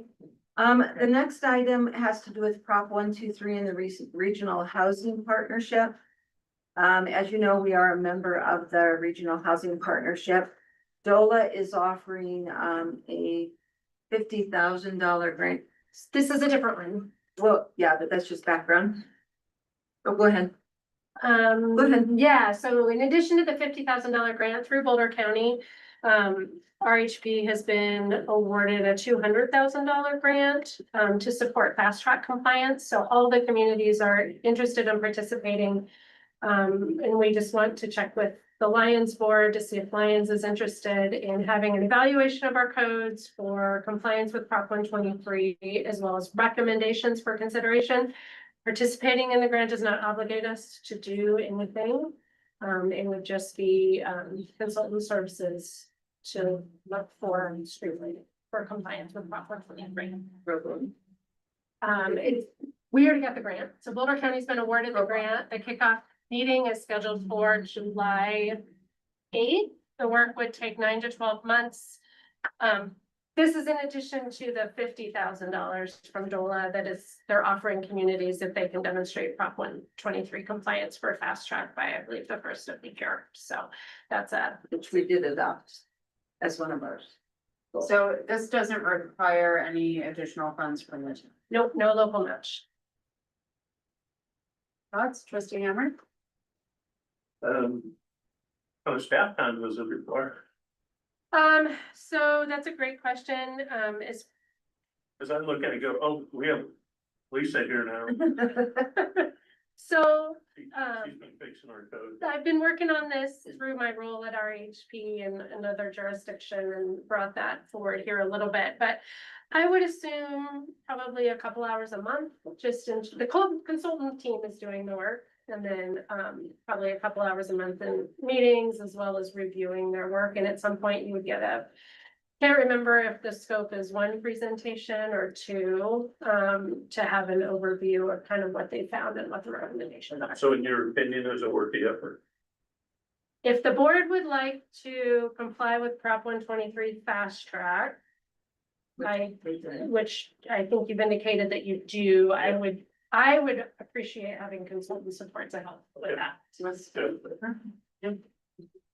Trustee Johnson? For sure. Trustee Law? I thought we had pretty much linked to that on Prop 123 stuff. The term that we were spot on and we're ready to wrap it along. Well, we think we are, and it would be great if Jola agreed, and I think this is the analysis from Jola's viewpoint to say this. Right, so. Yes. I think we need to de-emphasize Proposition 123, goals here, because there is not one dime of Proposition 123 money that's needed for us to meet the countywide that we don't have a partnership goal. Lions and Meadowlands have already met our portion of that goal. Prop 123 is needed for that. And if the sewer street project is completed, we will have met our local housing goal. The only reason I can see to pursue Proposition 123 money going forward is some unknown future project years from now that you fully qualified, you might want to get some Prop 123 money.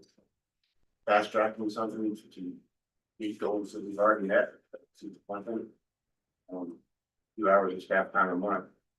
That's probably okay. As far as I'm concerned, as far as setting ourselves up for future compliance, but I don't want us focusing on Proposition 123 and the goals that we've already met. Trustee Donnan? Yes. Okay, and I say yes as well. Okay. ADU supportive jurisdiction. We know that ADUs have been a priority of this board. And, Sure. So yeah, as part of the state law, we have to demonstrate compliance with the law by June 30th. So I would need to submit a report. Plan on doing that. The further question is if we would like to opt into the ADU supportive jurisdiction, which opens up us for potential grants. We believe we meet that, but I would need to submit the report and have DOLA confirm. Have they decided like what the grants are yet? I know. The program is just getting launched, Yeah. so we haven't followed up to understand kind of how we would tailor that for Lions. Yeah, I think submitting the reporting requirements, I assume it doesn't take much time, as fairly, if we don't, we may wind up getting something great out of it. Okay, Trustee Hammer? I agree. Let's do that. Me too. Trustee Little? Trustee Brown? I agree. Okay, all right, thank you. and then one more item in regard to housing, you've heard about the affordable and attainable housing tax. The county commissioners did hold a meeting last week. And included in their resolution for affordable attainable housing was for $2025. It did earmark $200,000 for planning toward sewer and $700,000 toward the improvements to the Carter Court lots or another location if we could find one, but it's listed in their resolution as Carter Court. So just want to make you aware of that they are committed to contributing those if we want to move forward with them. Building policy collaborative, there's your next one. Sure. So as through Dr. Cog, the Denver Metro was awarded a $200 million grant from EPA to support energy code and decarbonization initiatives at the local level. The funds are getting distributed in a lot of different ways, but local governments, there's a grant program for local governments based on population. Lions would be eligible to receive up to $50,000. The work has to go toward, say, inspector and plan review training. If we want develop our consultant support to rewrite our energy code or modernize some of our codes, we could use it for that. So scope is fairly limited. The first step is just a letter of commitment that we're interested. So if you are okay with us pursuing this, we would put this on an agenda for you to formally approve. I think it would need to come to you. I know a lot of our communities are trying to figure out how we want to spend this money and if there's a regional approach or a local approach. So I think just for one, are you interested? And we can come back to the direction there. And there's no match. Yeah, this was an item at the last Dr. Carr board meeting, and I just, read the pages, the packet, and dumped them on Victoria's students, saying $50,000 for decarbonization. Considering the work that needs to be done to this building, just to start with.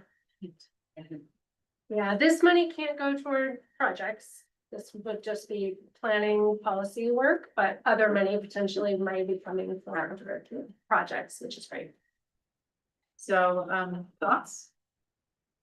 I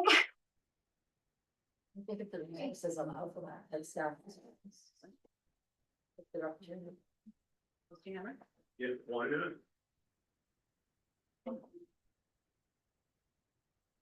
And what's the ultimate source of these funds, state or federal? EPA, federal.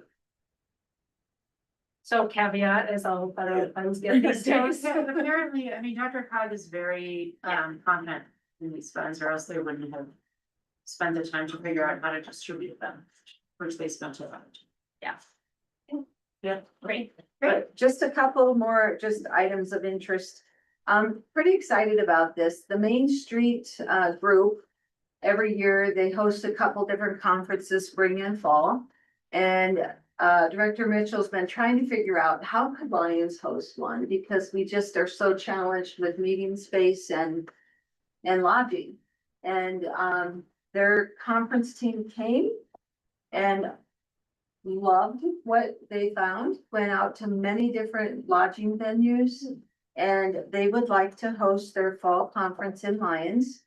And it's midweek in the shoulder season, October 1st, 2nd, and 3rd. And so it's pretty exciting. They are going to do that. They're going to contract with several different lodging in the area and use that. So the lodging will be split up, but most of their sessions will be held at the library and a couple other small meeting areas in town that they can break into, but they're willing to give it a try. Because they know how challenging small towns with main streets are. So we're gonna host that this year and we'll make sure the businesses know it so they can forward any, they want to do a 10% discount or something, they can do that. So that's pretty exciting news for us in October.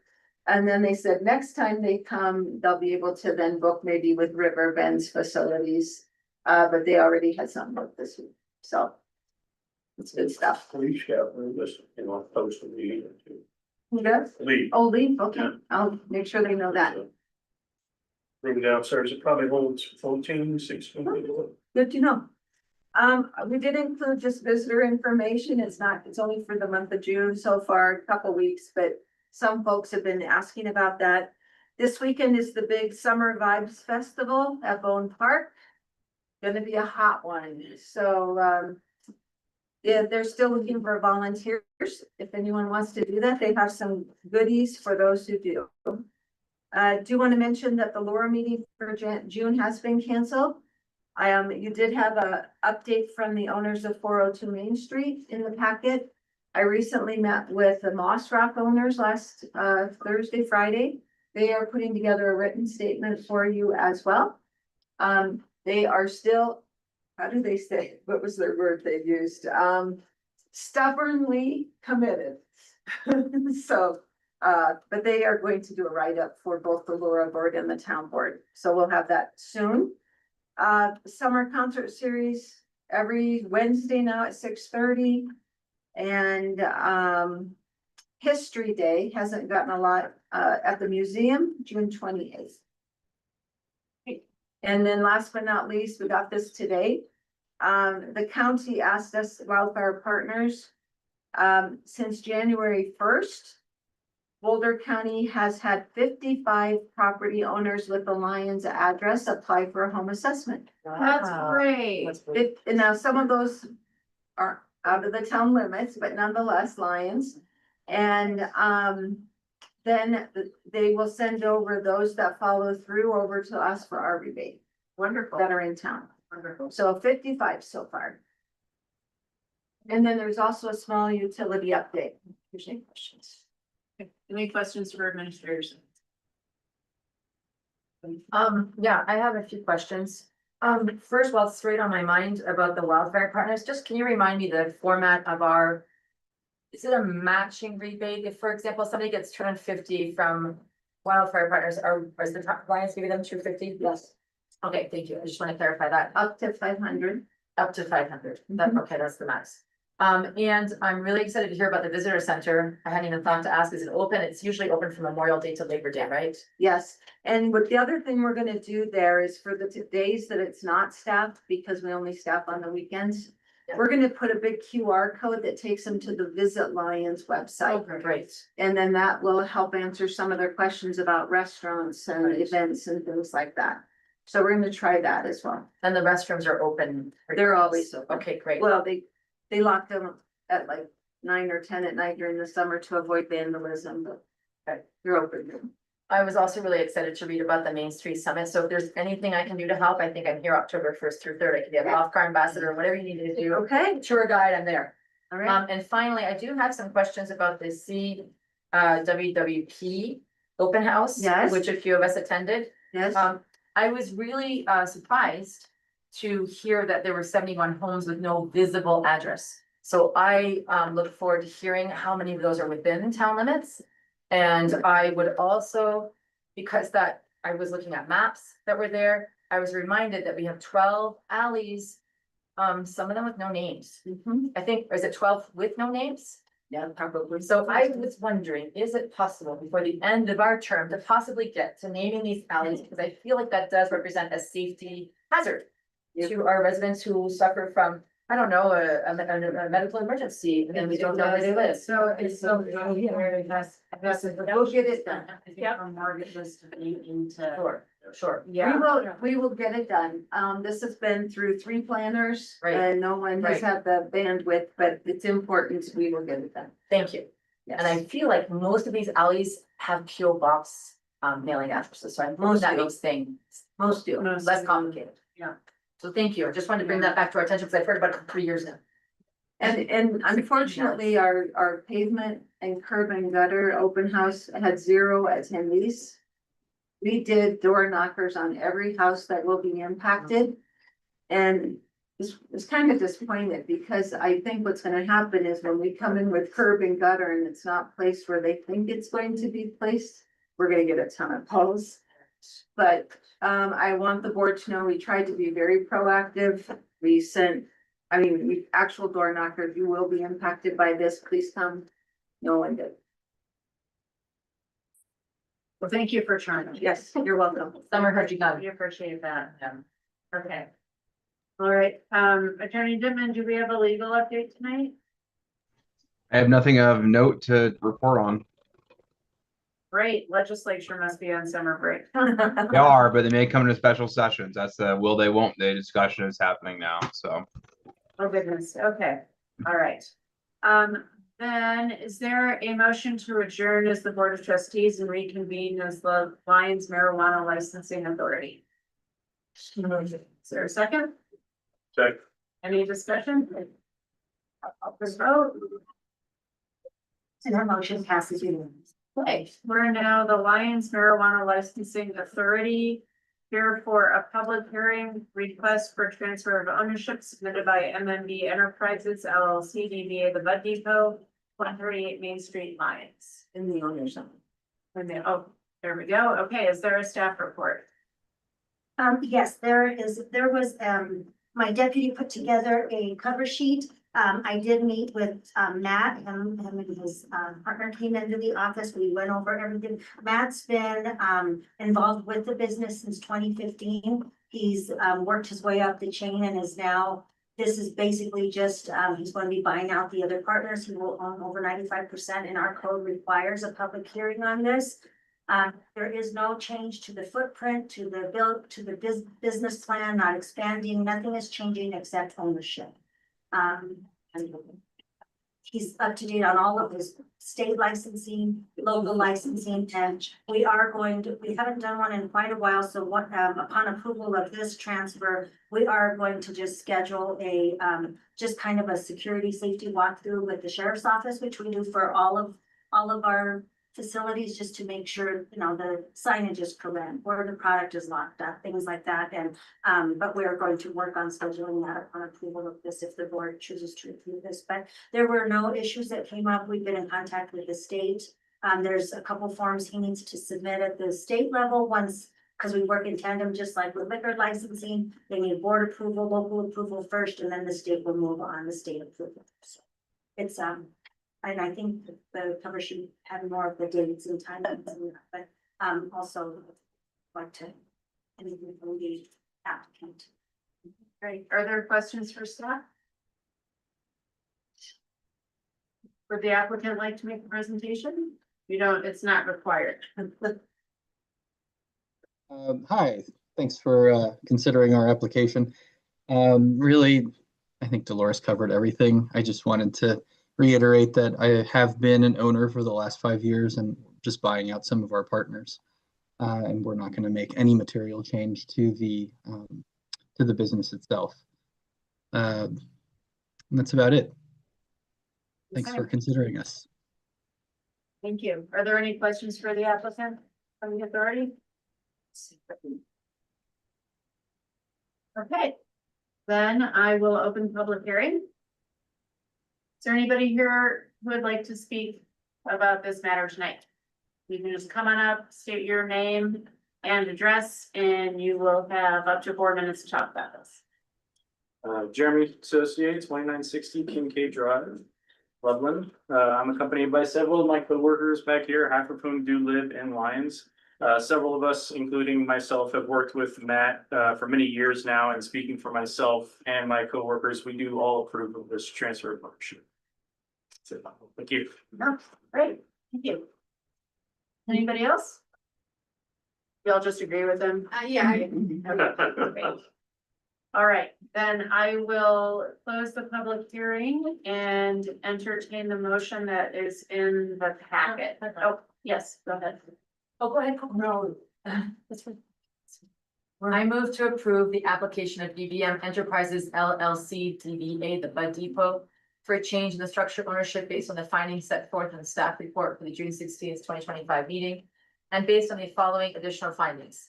That applicant is of good moral character and is not prohibited as a licensee, that the Bud Depot license is currently active and in compliance with all applicable regulatory requirements. I further move to direct town staff to notify the state of Colorado Marijuana Enforcement Division of this approval. Thank you. Is there a second? Second. Okay, discussion. I just want to say this business has a demonstrated history of getting involved in civic projects and contributing to a number of local causes. They've always been very receptive to the gateway and appreciate their involvement in town of Lyons and support this change. Anybody else? Yeah, I concur with trustee Browning. I know I have approached this business in the past and prior roles on behalf of different nonprofits, and they have been very supportive of the community, and I love that they employ locals. Anyone else? Yeah, I think it's the Bud Depot is a valued business. Glad to see it staying local. And I think that's getting to be a little bit too rare these days. And so appreciate this. And with that, I will call for the vote. And the motion passes unanimously. Thank you. Congratulations, everybody. Thank you. Congratulations, yeah. I hope you're retiring or something. All right. Appreciate Great. it. Is there, yeah. There a motion to adjourn as the Lions Marijuana Licensing Authority and reconvene as the Board of Trustees. Second? Okay, we call for the vote. Motion passes unanimously. So everybody. All right, so we are gonna go ahead and move on to ordinances and public hearings. Item one, the only item tonight is the public hearing on resolution 2025-39. A resolution of the town of Lyons, Colorado, approving a minor subdivision of 17th Street. Mr. Rooney? Yes, I need to recuse myself on this. On Friday, after I looked at my packet. Hopped on my bicycle, was riding down High Street, and there were two people in front of this property looking at it. I stopped and talked to them briefly, one of them was the owner of the property. It did not dawn on me at that time that this fell into the category of of a matter when the ex parte communications are inappropriate. Should have thought about that, but didn't at the time. Short conversation, but still it's enough. I think I should recuse myself. Thank you. You want to get your computer with you? Yes. Snacks, take a snack. You got, read all your CMO. You're welcome to sit at the front desk. Thanks. Thanks, Mark. Answer the phone. Yeah, answer the phone if it rings. You leave the door open, is that okay? I think For the fan. I have a question about the recusal process. I hadn't realized that this was under ex parte. So I spoke to a neighbor who told me that she was in support of this. Does this mean I need to recuse myself? Brandon? So you spoke to the neighbor and she said that she was. Well, I met her on the street and I think Trustee Browning was actually riding his bike past us and she was like, oh, I'm neighbors. We had the exact same thing happen at our house with the subdivision of the lot, and she was able to build a 2-story build. So I mean, yeah, I guess I didn't realize that this. Whenever there's a public hearing, it's quasi judicial. Generally, I mean, ordinances are not. It's whenever someone's property is being rights are being affected. Well, I was listening to the neighbor tell me about her having the exact same scenario or happened to her just after the flood, and that she was in support of it. So if that means I need to recuse myself, then obviously I'm guilty of my innocent nature. Attorney Devon, what do you think? Different. I think the safer thing to do is probably just recuse yourself on this if you think that it came out of ex parte communications. Go have a snack. All right, I might need a candy. You know what, Attorney Devon, I think what would be helpful is, when we have resolutions like this that are sort of one-off resolutions, if when the agenda is set, I think sending a note to the board reminding us that there's a quasi judicial matter, I think that would have been so helpful. I can Yeah, label the or something. Yeah. And we should be doing that at the PCDC level, basically. When we know it's going to be before PCDC and it's going to come to the board, that's when the notification should go out. Okay, I had no idea. just so that there's a process to get us all notified.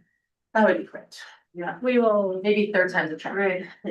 Tanya, do you need your water bottle? Okay, Thank you. all right then, anybody else? I was out of town all weekend. Okay, staff report. Sure thing. So, good evening, Mayor, Trustees. Tonight you are here to consider a minor subdivision application for 217 High Street. I just want to let you know that the applicant has had a family obligation come up tonight. So the family's not here.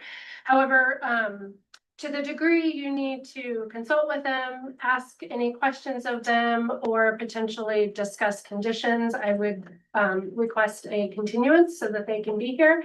However, they're happy to let you all proceed if you feel like this is more routine. So I'll go through my presentation, which is brief, and then let you all take it from there. But again, would really recommend not getting into kind of a conditions or discussion of denial with the applicant in the room.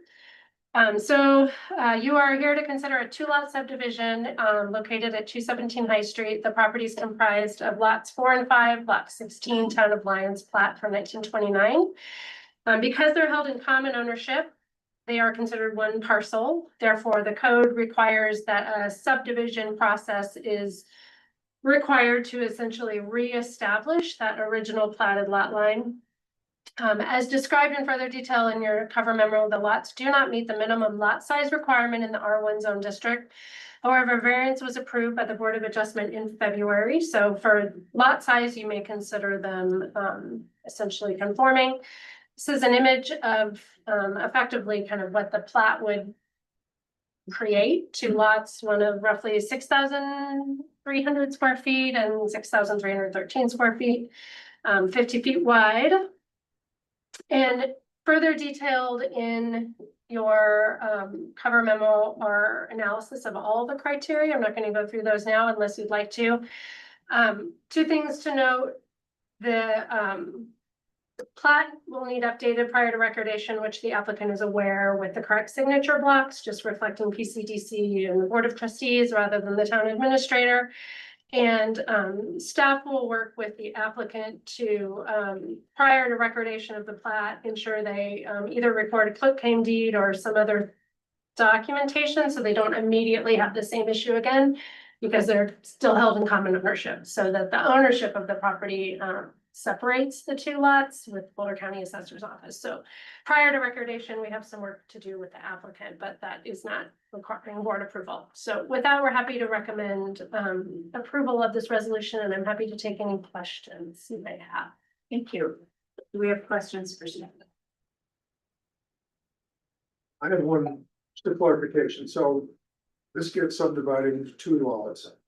There's probably plans afoot to build a house. Yep, anything that would be allowed under the Which R1 would require building C permit. and a CBT share. Correct. All of which are required prior to issuance of a building permit, so, yeah. Okay. Yep. Trustee Hammer, questions? No, I mean, I saw the letter from a neighbor concerned about the height of potential building with home, and I mean, it's R1 and there's a 30-foot restriction there, so there's really no other restrictions, correct? There are no other restrictions, and I think it's not typical in a two-lot subdivision to create custom design standards for a residential property without really heavy policy support, public health, safety, welfare. I think I would lean on town attorney if that's a direction that you all would like to discuss, but there's no basis that I found in any of our policies that would require treating this lot any differently than any other R1 zone lot. Yeah, the code is pretty specific in the subdivision regulations, and the only conditions that can be placed on it, if it's approved, are health, safety, and welfare, issues with the lots. I would consider, the height or the design of the building necessarily be a health, safety, or welfare condition. Other questions? And there's no applicant to present. They are not available tonight. If you'd like to hear from them, we'd request a continuance to the July meeting. And I don't see anybody here, so, but yeah, but we'll open the public hearing. And. Okay. Close the public hearing and I'll entertain a motion. Move to approve resolution, 10/2025, a resolution of the town of Lyons, making that minor subdivision. Thank you. It's resolution 2025-39. Oh, sure enough. Just for the record. Is there a second? I'll second. Any discussion about this? Amongst the board members remaining standing in the room?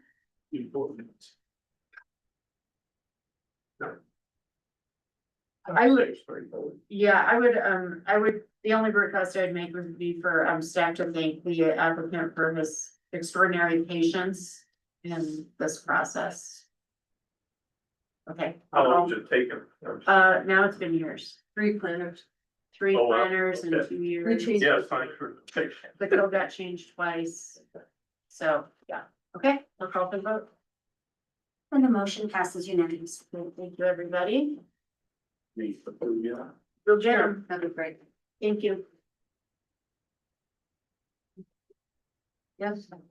Yeah, because, oh, sorry, we're in session. Would you like the background? I don't think so. Okay. Yeah, putting on another, we have to schedule that copy, put that on the list of things that we can talk about. It's gonna be guys copy.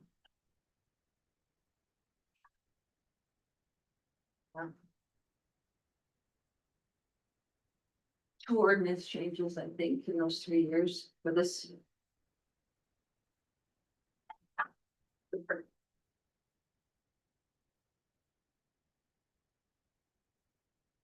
Did you get? I only got 1.5, right? Are you making notes for me for the conference? Yes. That's,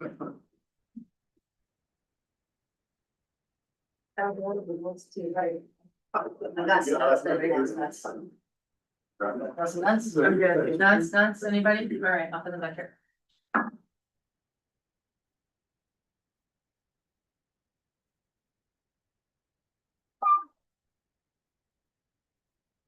Board Vasquez, would you like to start reading the consent agenda into the record? Absolutely. Item 1 is resolution 2025-40, a resolution of the town of Lyons, Colorado, approving the 8th Amendment to the Professional Services Agreement with Consort Engineering, Inc.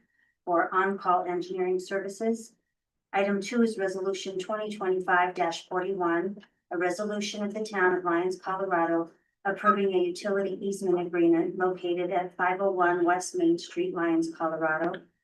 Item 3 is resolution 2025-42, a resolution of the town of Lyons, Colorado, approving a second extension to the Lyons Planning Area Comprehensive Development Plan intergovernmental agreement with Boulder County EIGA. Item 4 are the June 2nd, 2025 regular Board of Trustees meeting minutes, and item 5 are the June accounts.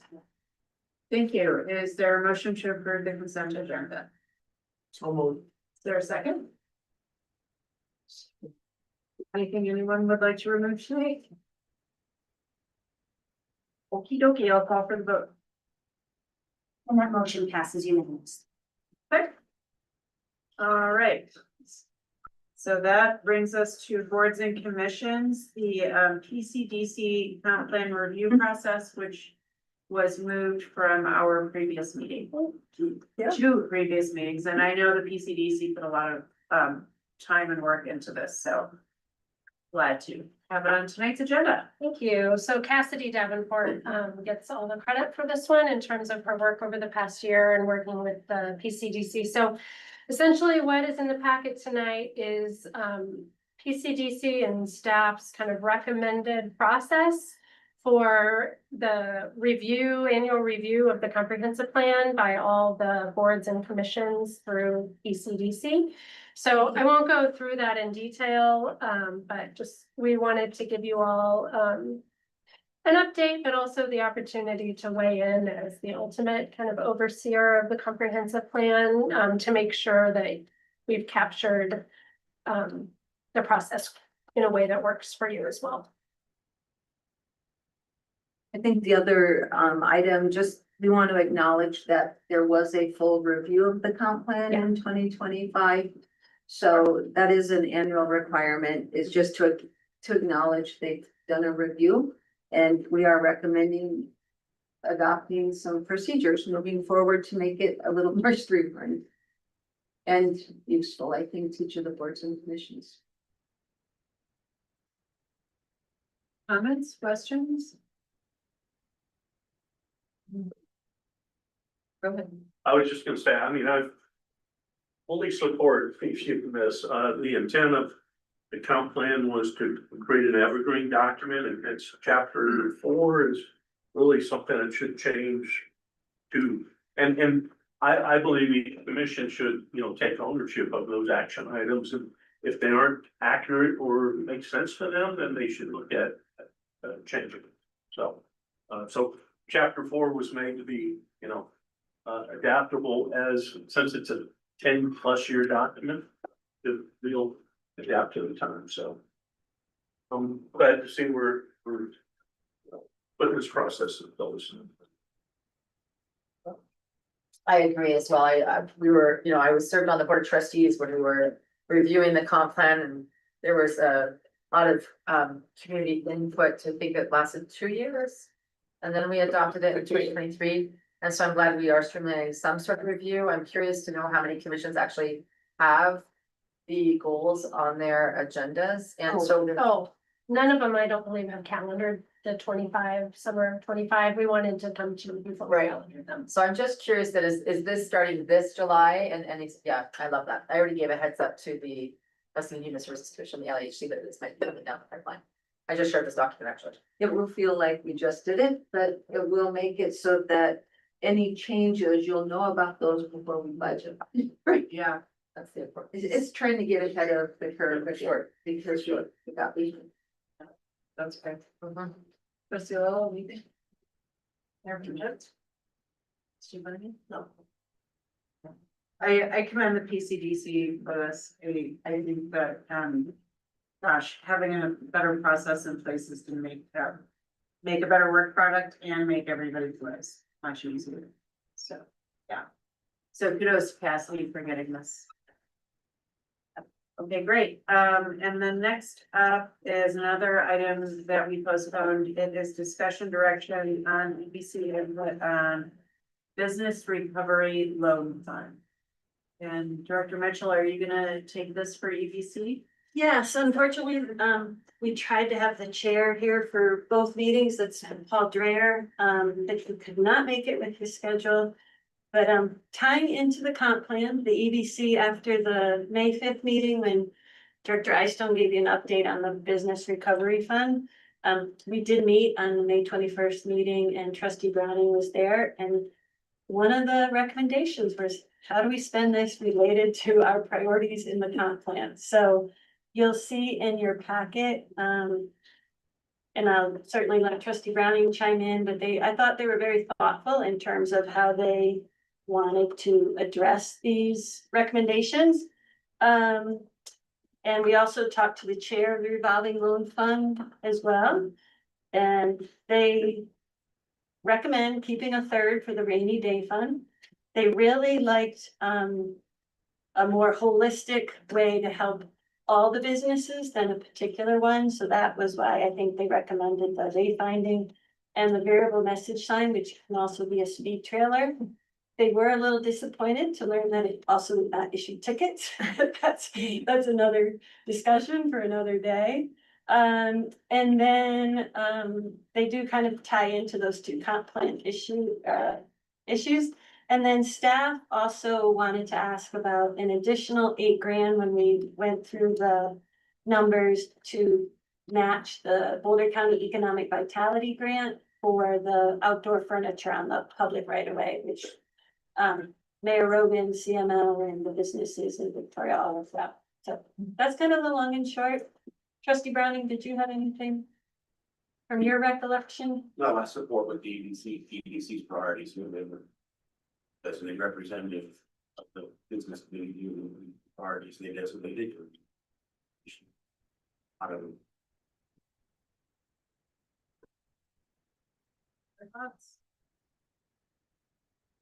I support all these. I really like the idea of the message sign and the speed radar. I think that's invaluable. And it would move around, Yeah. so it have the red and blue flashing and modern lights. The sheriff can move it around, and then we can also, if we don't wanna check speeds, we could put like parade in 1 week, that type of thing. And again, I think that has been on the Board of Trustees radar to be able to message to the visitors. I think the triangle one, as you enter town, there's just too much going on with people negotiating traffic. Pay attention to what's on the sign. So if you put this thing down further, maybe it brings the bricks would be a good place to put it down. Yeah, sometimes even by Lions quilting, like right in there, if we've done it before. Trustee Dottie? I appreciate all of the ideas put forth by the EDC. I was actually kind of dismayed actually to hear from a business owner who's been trying to be proactive about the noise ordinance to tell me that he finds Lions to not be business friendly. And I have served as a liaison to the Economic Vitality Commission before, trustee Browning and I thought through those conversations, I thought that we were trying to build a strong partnership with, businesses in town. And I guess I believed up until that point that we were business friendly. And so I was kind of taken aback by this comment. Because I do feel like it's really important for us to have this and appreciate this symbiotic relationship between the town of Lyons and businesses. And so, you know, based on all of these, I guess the last few discussions since, you know, this has been postponed around the noise ordinance, I mean, I have noted a couple of questions here. And I don't know if that would be from the rainy day fund or where that would come from. But you know, as we talk about this noise ordinance, we've talked about, you know, possibly creating some sort of, directional kind of sound barrier or sound directional wall type deal at two venues on Main Street that could maybe benefit to directing the sound back towards Main as opposed to leaking it north of Main. And I'm just wondering, would this be a good use of that fund as well, since it and of course, these are two businesses, specific businesses, not all businesses. And the other thing that might benefit everybody, I mean, I guess it benefits the community more than all of the businesses, is what trustee Browning brought up earlier was, could this possibly be used for the noise consultant? Yeah. So I guess in light of recent discussion, I'm just wondering how we can maybe solve, you know, two problems with one stone like this. You know, it's very difficult in a town without any sort of chamber of commerce. You know, and so I feel like, you know, it's unfortunate that somebody feels like that. I think that this board and previous board work and staff have worked really, really hard to make it easier for businesses, and I think we've made some great strides together. So, and you know, not to say there isn't more work to do, because there always is. So, I hope you don't feel I'm not taking that person. No. I'm curious to know what staff thinks about these recommendations. And, so I have some ideas, you know, I think trustee Browning's, idea about perhaps using this for the noise study is a good one that will benefit all businesses. I'm curious to know what staff thinks. Do you want me to go first? Sure. So, at the May 5th meeting, the direction was to put it to the EDC, which we did, and, they did look at it more holistically, like what benefits all the businesses versus trustee Daddy's comment about too. I will say that one of the owners of one of the music venues serves on the EDC and did not have objections to it. I think from, you know, I can see where, you know, the wonder then would be like, should those improvements be on that particular business? This general fund. They certainly can always borrow the money to make improvements at 0% interest if that is something eligible. The other thought is the noise consultant. Again, I think these are kind of rough numbers, and so if in your discussion you land on, can't remember it was, I want to say 6,000 to 9,000. But I guess I feel like from a staff perspective, it's kind of like a puzzle, so to speak. And so right now we have 3-ish things to put in there, and I think we can push something so that we could fit all 4 if that is the direction of the BOT. And that's what we said, you know, and if you want to recommend something else entirely, that's certainly up to the board. And Victoria, I didn't know if you have anything. No, I think it's been stated, you know, now that we are responsible for safety on Main Street and, you know, and knowing some of the tables and chairs aren't, I think it's important for us to cut down on liability, make Main Street look nice and inviting. I think that is a great use to match the county funds. Fine with the EBC recommendations, and I agree with Kim. I think if we can work with those numbers a little bit, see if we can build in the noise consultant as well. If we can't, you have the fallback to go to your general fund at the end of the year and do a budget amendment. Can you remind us, where we are in the wayfinding signage process? It's We would love exciting news. to. Do you have pictures? We're super close. I just got the fabrication documentation today. They are going to install the first signs are the 5 trail signs. So along the St. Vrain Trail, and again, I think staff wise, we just thought, let's help get people from the trail back to the parks, especially when they're in the river. And that also did not require CDOT involvement. So those are supposed to go in this week, Wednesday or Thursday.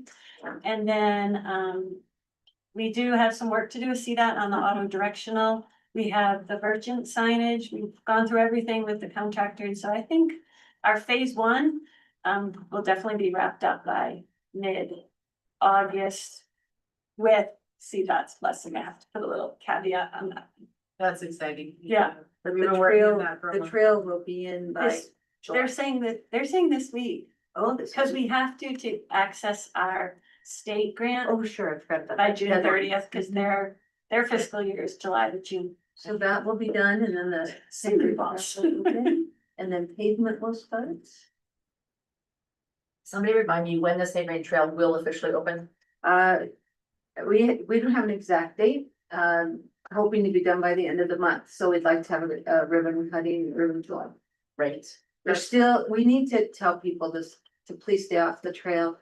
Yes. There is still sections that don't have railings where they drop off bridges and things like that. It's just important until we're ready to not do that. Although I heard our little black bear in town has been caught a couple times walking down it. Yeah. Does he not know? He doesn't know what to read. Fishing. We have a special sign for the bear. Right, that's the one sign we don't have on. The one sign we don't have. Okay. Trustee Brandon?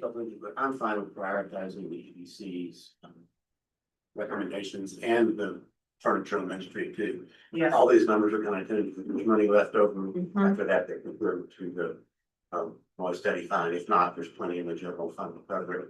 But long-term on this business recovery fund, remember that I believe it's the case that the only local bank is now charging us $90 a month in service fees, which amounts to about $1,000 a year. So if we just leave whatever remaining balance is there, 30,000 or whatever it is, for a long time, it's gradually going to go away. So at some point, it probably makes sense to spend, use the rest of the money and in that fund for something.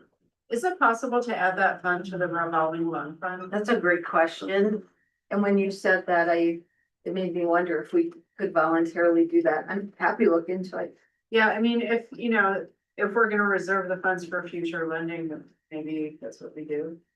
Yeah, I We think move we to it. should definitely speak with Director Eystone, just.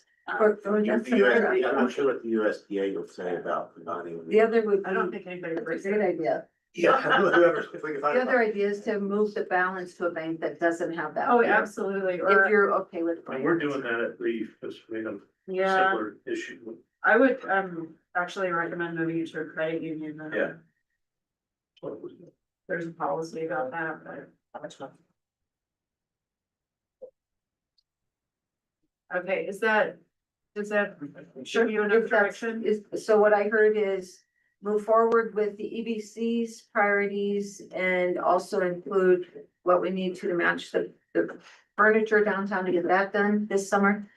And then if there's anything remaining, possibly toward a noise consultant if you hire one. Are Okay, you- and then you the two are paying balance, attention? should we look into both combining or just move it to a bank that has lesser fees? Does the revolving loan fund money, is that in a bank that has fees as well? Does? Same bank. Same bank. So maybe what we do is, look at moving both to a bank that does not charge fees. Okay. I know we wanna keep, our money local, but that is actually no longer really a local bank, it's a branch. Well, and Trustee Hamrick was just recommending maybe a credit. Okay, moving over to you. She was. Thank you. Appreciate it. Great, thank you. Thanks for the work on this. All right, I'm gonna request that we take a really quick 5-minute break before we get into general business.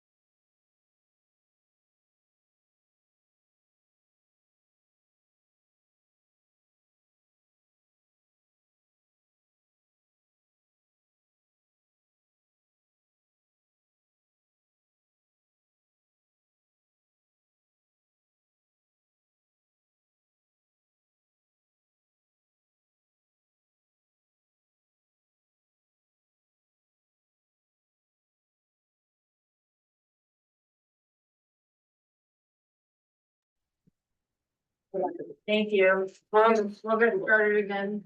Director Kaplan needed to run out to the water machine. It was, Oh, no, okay. so should we start then? Do we wanna start that one? Do we wanna? It's move on okay, to we the can- next item? We can do noise if you guys are okay. Let's move on to noise. And then hopefully Director Kaplan will be back by the time we're done with that. Okay. All right, so we had a workshop earlier, about the scope of work for a noise analysis.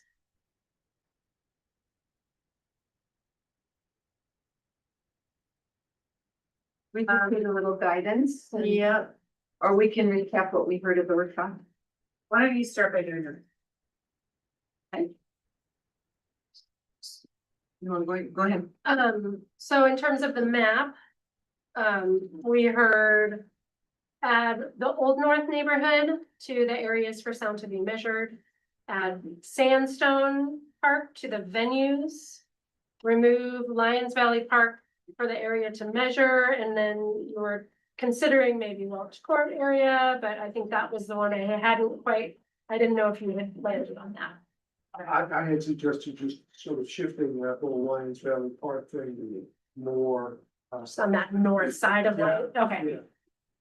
And then the last one I have on the map is expand the oval to include Bloomfield on High Street. Yeah, That's what we have for the map. are we good with that? The changes to the map? Okay. And then, I guess the first question is, do you want staff to pursue? Finding a consultant to conduct a noise study, I think or staff, could do these, without the support. Sounds like we heard there was, at least a majority of support for hiring, so I think again, the first key components. We did hear, in your opinion, it brings objectivity. Try and compress the timeline to the greatest extent possible, maybe over 2 heavy weekends. Encourage us to find a vendor that has experience drafting ordinances, not necessarily the writing, but kind of the key provisions. Then if you're interested in thinking about maybe a not to exceed approach on an amount that we could contract with.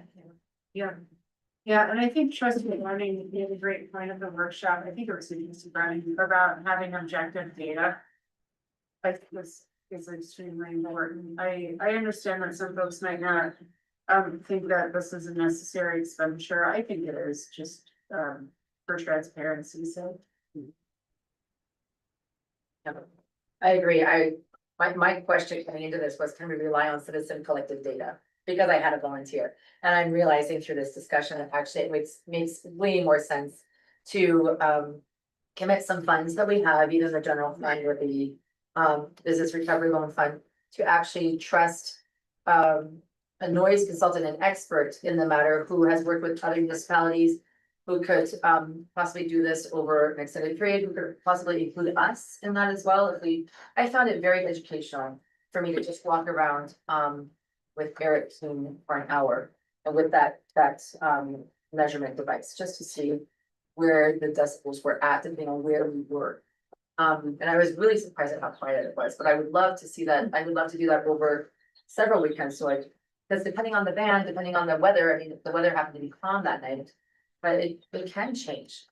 So I think having objective, did you say objective data? Yeah, I think that makes perfect sense, especially from an expert. We're not the experts, obviously.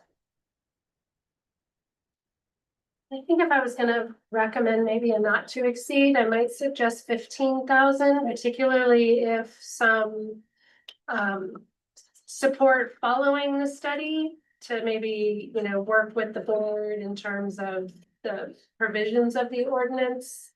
So I just wouldn't, or if not, we could do a contract amendment, but I think if we can come in cheaper, we would, but just a little cushion there. I was thinking more along the lines of a not to exceed 75. Okay.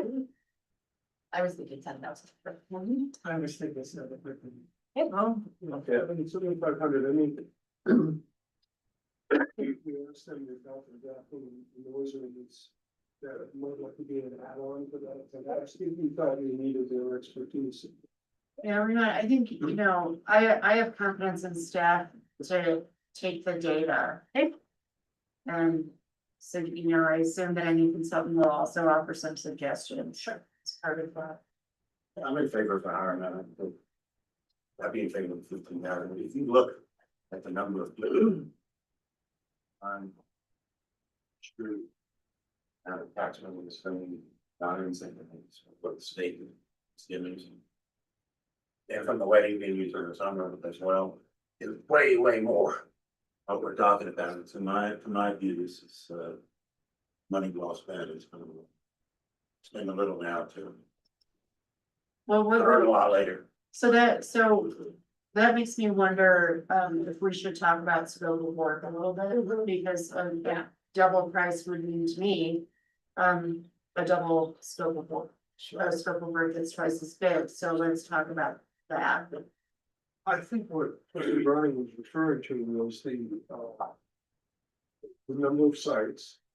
Most of which is going to involve after hours work, and I don't know when you took that, because premium for after hours, which is supposed to 8 to 5. Then they were saying good day, we 8 to 5, it's gonna be here from 5 to 10, every 9. So, maybe start the confidence that you do not to exceed what, how's that?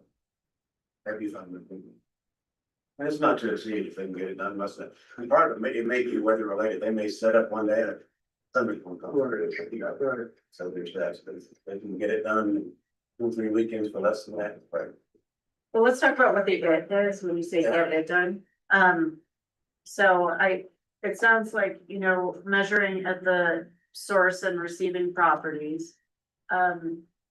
I suggested that we make sure to do some measurements over festival weekends because all of the venues will have music at those times. So that's probably, I think, the loudest really this town is gonna get is during festival.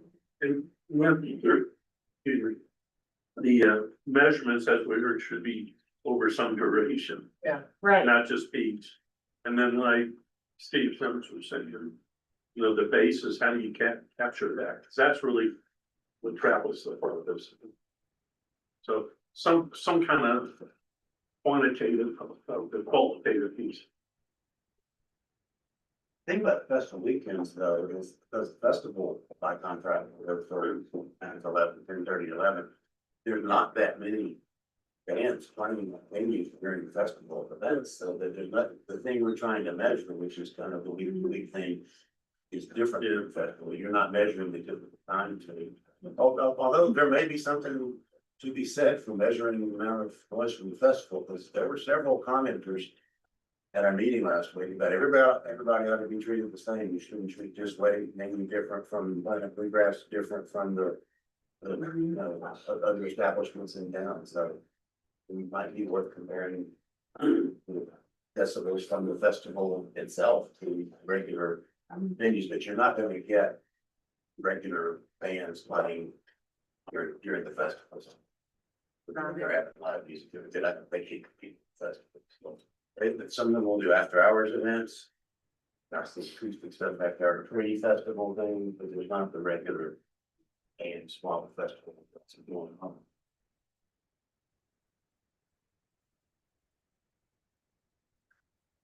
I mean, do we wanna, for the scope of work, do we wanna say Thursday, Friday, Saturday nights for X number of weeks?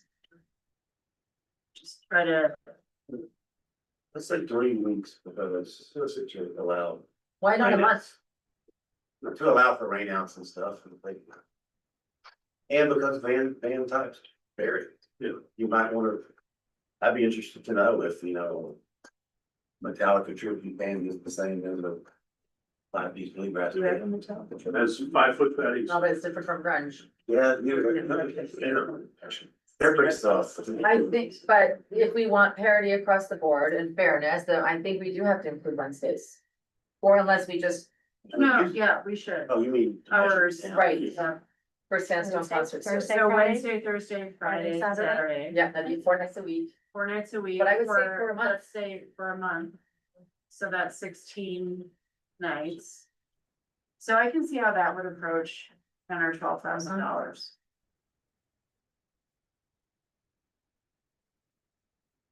course, if you get a lower bid. Of course. Of course. One thing else, I appreciate Steve Sims' comments, very noise and that, he's bringing that up, their prices and what they do, I think, to be honest. Yeah. Really, that station in the city or throughout the week and they have come on. I don't really think that's what, I don't think it is either, and I don't think we would want, the responsibility for those instruments. I would like to add, though, I'm looking at the email we got back on June sixth from Michael Lupke, and I just sent it to staff. But, I think that's an interesting proposition. It's a meter that would look at loud decibels of cars and motorcycles going through town. It's a, kind of a service. They're trialing it in Albuquerque, Santa Fe. But I think would be interesting to look into it. They charge you based on, we ticket the offendant and they take cut of the, traffic. I want to check with the town attorney in the sheriff's office about that. It's like a speed camera, except it's. It's a decibel camera. I think to me, it's worth investigating. Well, and I think that's probably something that is worth suggesting to the sheriff they investigate, because remember, these are not roads. Right? So, or CDOT.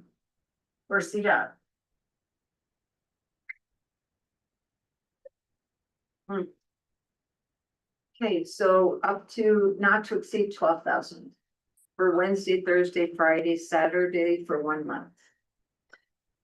Contract would have to come back. I'd say 1 month if needed.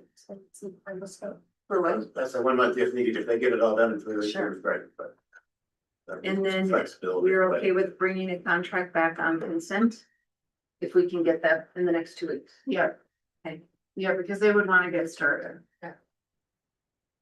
Right, I'm thinking the next holiday weekend is July 4th, and that's when you were referring to, the bigger bands and the louder noise are those holiday weekends. And our next meeting is not until The 7th. So the 7th, Oh, so it'd be after. so it'd be after Okay. July 4th. I'm just trying to think of the next big weekend. Unless they want to start try on to get handshake. the festival to have. to Which be I in wouldn't July. do. We'll see. It'll either be July or August if you want to get the test. And we'll have to look at it. Yeah. Okay, Okay, thank you for the direction. Yeah. you're welcome. All right, so then let's go back, to the Longmont water agreement. Everything okay with the water out there, Aaron? Not exactly, but the throw point guys coming Wednesday morning. Hopefully they can resolve it. Okay, Won't turn off. No, that part's been resolved and that's created a new problem. oh, The credit card your machine. problems have problems. The credit card machine won't work. Can I just say thank you to Director Kaplan for like all of his after hours work when it comes to water issues in this town? Seriously, You're I'm welcome. so grateful to you for all of your time on the weekend and after you go home for the day and you still are on call to solve these issues that affect our residents. Thank you, really. Thank you. Okay, so this was also part of our workshop, and under general business, we have resolution 2025-43. Approving the Fourth Amendment to the intergovernmental agreement between the town of Lyons and the city of Longmont concerning water treatment. Do you want to do a brief staff report in case there's folks watching who didn't see the workshop? Sure. So this was a resolution that came, or amendment that came up with discussions for adding the ability for attainable housing to be able to dedicate Lake McIntosh Reservoir water shares instead of the more expensive Colorado Big Thompson shares. After some back and forth discussion with Longmont, Longmont proposed amending the agreement we have with them for our treated water to allow either Colorado Big Thompson or Lake McIntosh Reservoir shares for any purposes rather than list specific purposes for specific types of water such as Lake McIntosh. This would place the decision-making process on what water rights were to be required on the Town of Lyons Board of Trustees rather than the city of Longmont's. They're not trustee council.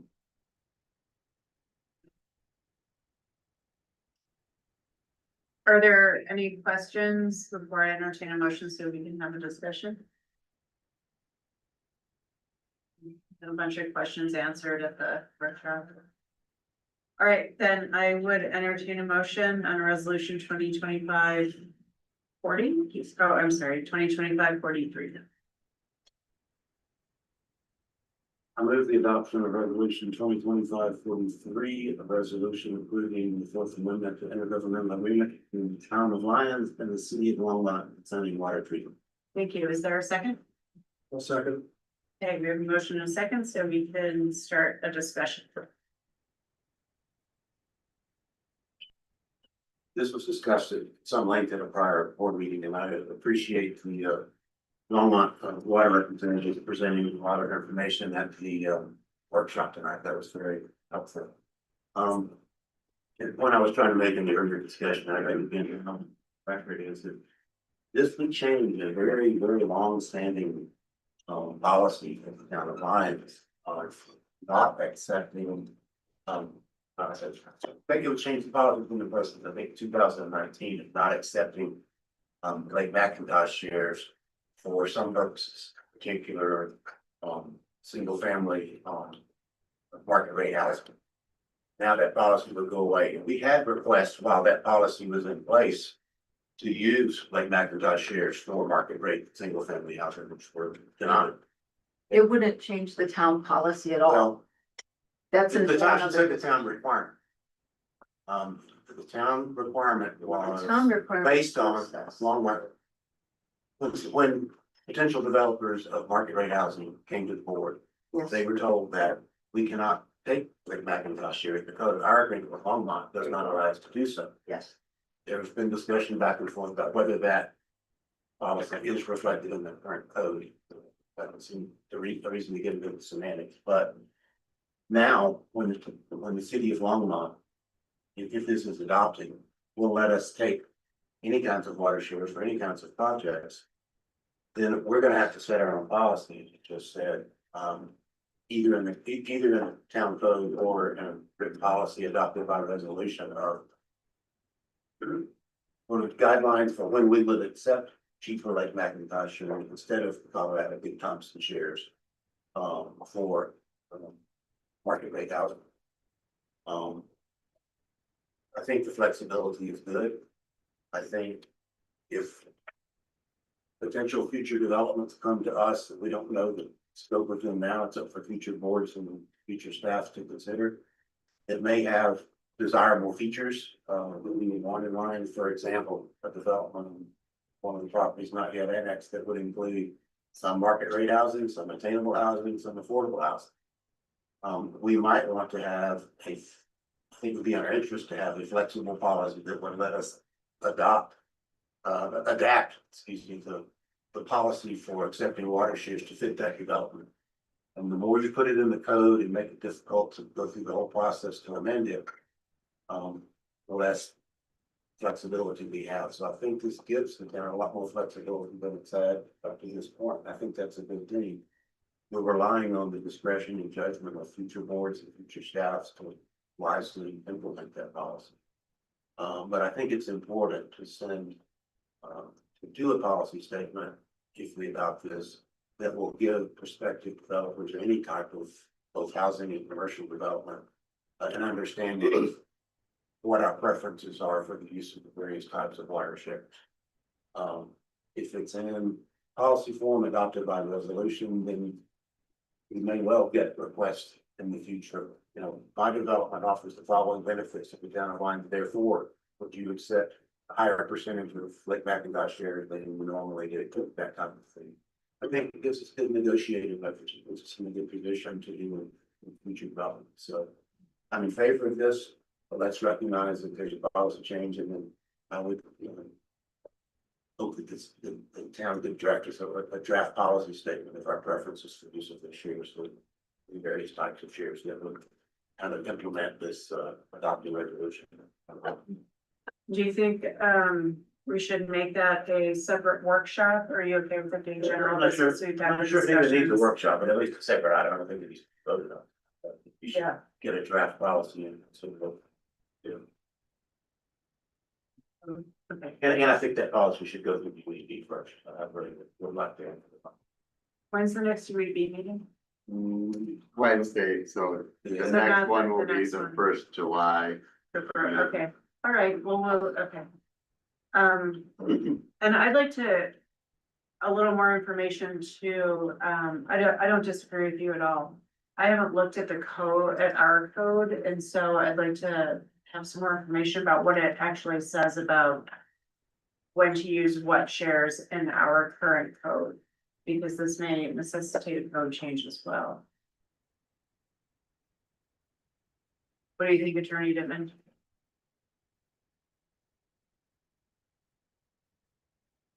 You're muted. Sorry, I was trying to get the mute button undone. So, I mean, I don't think you have to put it in the code necessarily. I think the current policy is it's done, via resolution where we kind of set, what the various categories are except Lake Mac. The code right now, as we explained earlier, is just examples. And you may want to preserve that flexibility going forward and more easily changing it via resolution. It's certainly up to the board, but I don't think it's necessary that we do it via ordinance.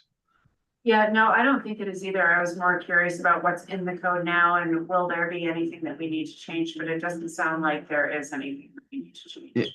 Not necessarily. I mean, you certainly could add more clarity, but I don't think necessarily any change in the code's required. Okay.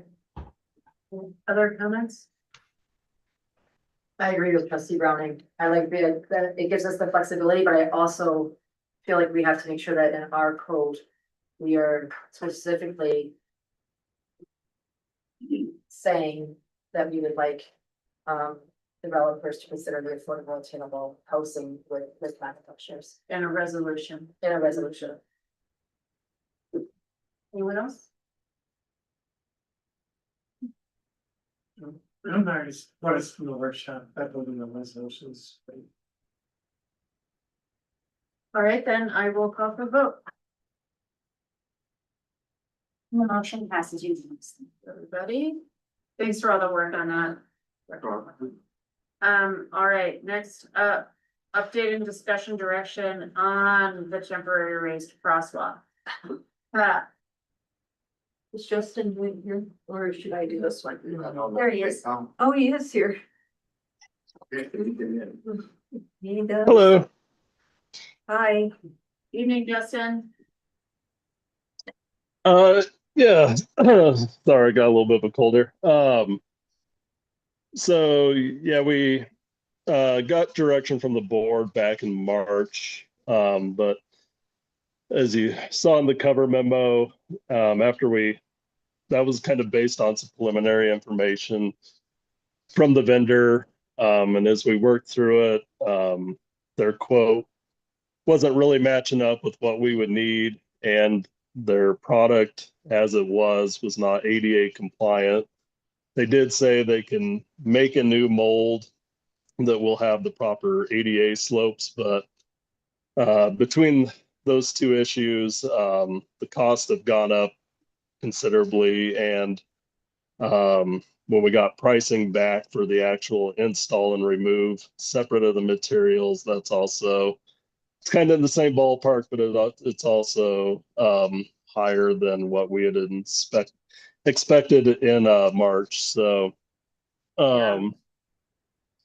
yeah, and kind of working through, it's been difficult. We tried sourcing this through a company in Denver that kind of makes similar products, but they weren't really willing to do it. We've tried, I think, about 4 or 5 US manufacturers, and this is the only one that really has something close, and they're in the UK. And just given timing and everything, it just really doesn't seem like this one's the stars are aligning on it. So yeah, I know there was a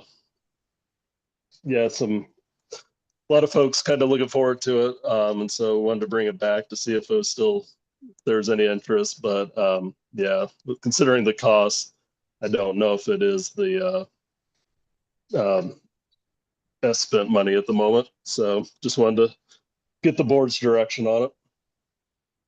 Thank you, Justin. Thanks for joining your poll. Yeah, that's double the cost for, it's something temporary that Victoria said one truck can take out. One truck could take it out, but it wouldn't even be installed this, so. Yeah. Wouldn't be. Remind me how temporary that installation was. Can't remember. There was a time frame. The CDOT was going to allow this. Do you remember? Yeah, they wanted it off before snow plows, so that we could probably stretch it into sometime into October, but yeah, we had kind of talked about late September, early October with them. Yeah, I mean, if we paid $50,000 for that for 2 months, I mean, that is just like the worst financial decision. You have a lot of other. I cannot be held responsible for that. So the whole idea was, right, this is to be a, sort of like a beta site. Yeah, it was a See pilot if site. it would have led to eventual, permanent installation of that? It could have, this was through health and safety grants, that if it worked well for everybody. Could be considered for some additional funding, or we could fund it. If we wanted to, but It would have to be removed every winter yes. and replaced every summer. No, I can't see this going down this road and spending this kind of money for that. You know, I've noticed some comments on social media, and I actually noticed it myself when I was crossing with the grandkids last week. Those bushes that have been put up there really need to be trimmed down. That's second or third? Which On the crosswalks. That's second or third. I don't know which one it is, but one of them is a cleaning fatty. The Okay. bushes in it, I understand. Sure, I can pass that. So maybe we could get public works to Sure. turn those back, and possibly even remove them. Sure. But to the matter at hand, I can't suspend this one. Does anybody on the board still want to spend this money? No, That would be totally irresponsible. Yeah. and maybe we can use our new messaging sign somehow to Right. kind of offset Right this, there. you know. Sure. I'll stand up there with my bullhorn. So Justin, we have direction not to accept the grant. All right, yeah, thank you all.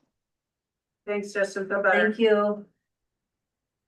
All right, next up, discussion direction on next steps with the Boulder County Land Use IGA.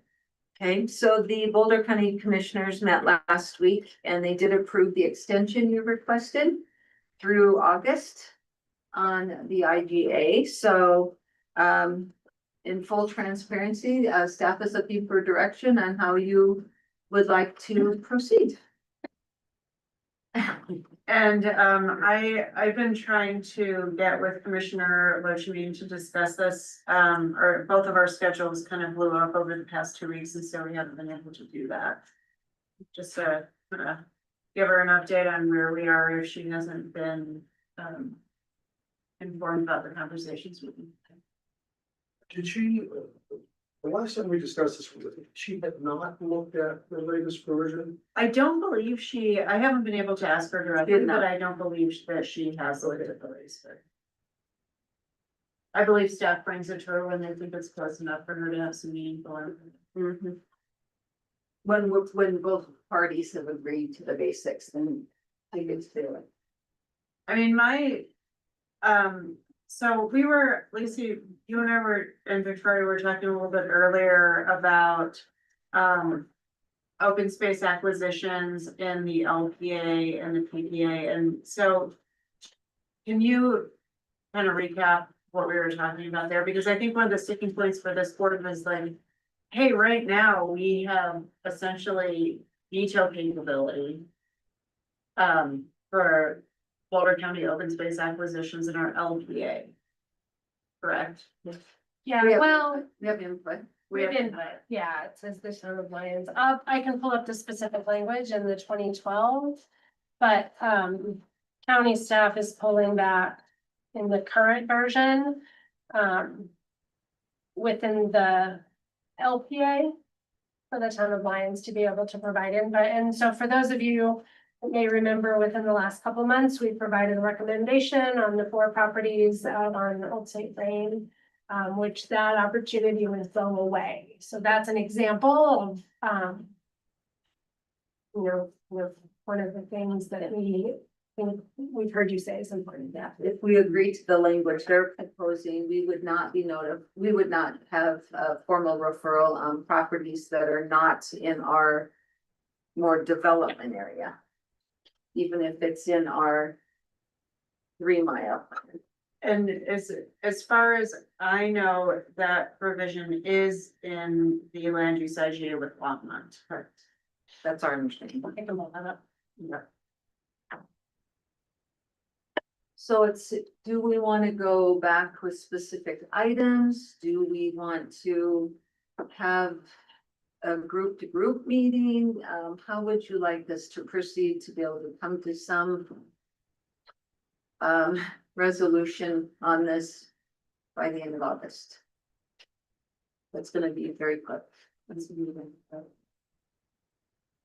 I would not be, I look at it, this is a partnership document and the county has wanted to remove all partnerships except for land use, make this the land use intergovernmental agreement. And I am honestly not sure what Lyons gets out of that. I know that predictability is important. Also, we have our 5-acre rule and the most current iteration of it that provides residents with the assurance that residents can decide about growth in Lyons. So I'm not sure what additional confidence having an IGA would provide.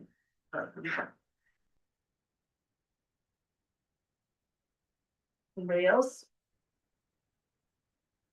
There's few specific things that, to me are critical from Lion's standpoint for an IGA. To be very clear on what the language is about open space acquisition, it's not just an EV consult. It's clear. The county agrees that for the term of this IGA, we will not purchase or otherwise acquire any land within the Lyons planning area for open space purposes, giving him without the approval of the county. Very clear that we got info about. If you read Longmont's 2024 IGA with Boulder County, it says the same thing. But so why would the county not want to give us that continuing authority that we have now? And if they give it Longmont, they want to take it away from us. That's one of the main reasons I've heard over the years that we have on an IGA is because we've been concerned for many years that Lyons is surrounded to a large extent, far greater than Longmont, with Boulder County open space lands, and that therefore we should have some say before the surrounding continues, and we get him into open space. That's one of the main purposes of an IGA. If we lose that approval authority, I don't really see that. To me, that's a deal breaker on an IGA. The second thing is, if you look carefully at what's in another, look carefully at the draft, what it deals with on rural preservation areas. That's another main purpose I've always heard as to why we have that in IGA. That we don't want developments surrounding Lyons and all the hills. We want some areas preserved ecological value. It's important to us to keep some degree of control over what gets built. Ranges of Lyons, all kinds of ecological valuable ecological and environmental features. But if you read what's in this draft of agreement as it pertains to rural preservation areas, it basically leaves those within the control of the county. They don't need the consent of Lyons to do something in an RPA in a rural preservation area if they want to. Whereas the present agreement allows us to have input on that. We're basically counting on the county to not do anything we wouldn't want done in a rural preservation area. And that may be, how much do we trust Boulder County? To me, it's not enough to change the existing provision which says that can't be done unless we vote with the existing agreement says you can't do things in a rural preservation area that aren't rural in character unless both parties agree. I think that provision needs to remain. So without those two things, I can't see going further. How we communicate that to I don't know. I'm fuzzy on what the negotiating process is here between the team, but you want to talk to Commissioner Oates? Well, I think I think it's a staff. I think staff talks to staff is how, and we instruct staff and then staff doesn't. Which reminds me, I have felt since we got that back from them, I got no interest in stick with 2012. They're gonna play that way. Well, we'll stick with 2012 until it expires, and then we won't. And, you know, it's ridiculous. What they said back was ridiculous. It's. They were stupid.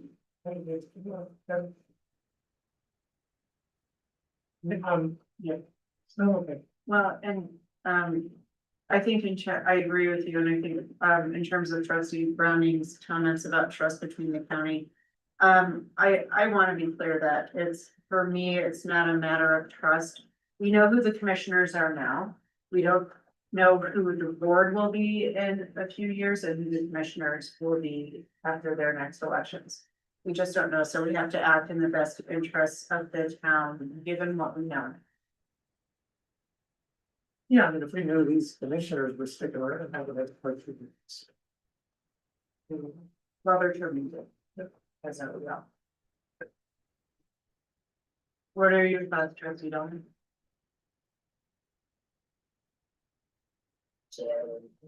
Sure. I'm undecided. Trustee Lowell? If I were you guys, who would be working on this far longer than the present board has, I think it upset as it appears, you know, their programs. It seems like a huge betrayal on the overwork as well as the 6 weeks of work that the IGA task force put into this, and it's just gonna get thrown into a contact and in disregard. I would take the rather drastic stance that we should just break off the negotiations for a new IGA, instead of this one for another 10 years. It served its purpose, it seems to cover all the bases that we're concerned about. Well, I think, the commissioners can decline to extend it. That's a very real possibility. So. But we also don't want to do this. We don't want that, just toss it to the next board. Absolutely not. Absolutely We not. need to nail this down in one way or another. What concerns me here is the Commissioner Loach may or may not have looked at this. She may have her own ideas about the comments that you put out. So until we find out what her thoughts are, so perhaps they take care of some of my concerns. Do we think it's time for staff and the commissioner and myself to have a joint meeting?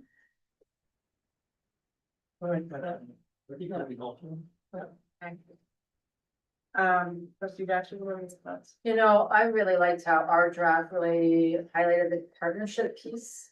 And I do feel like with their response, I don't really see the benefit to us, and I feel like there's been like this falling out of this strong partnership. I'm like, where is that strong partnership? And how is this benefit?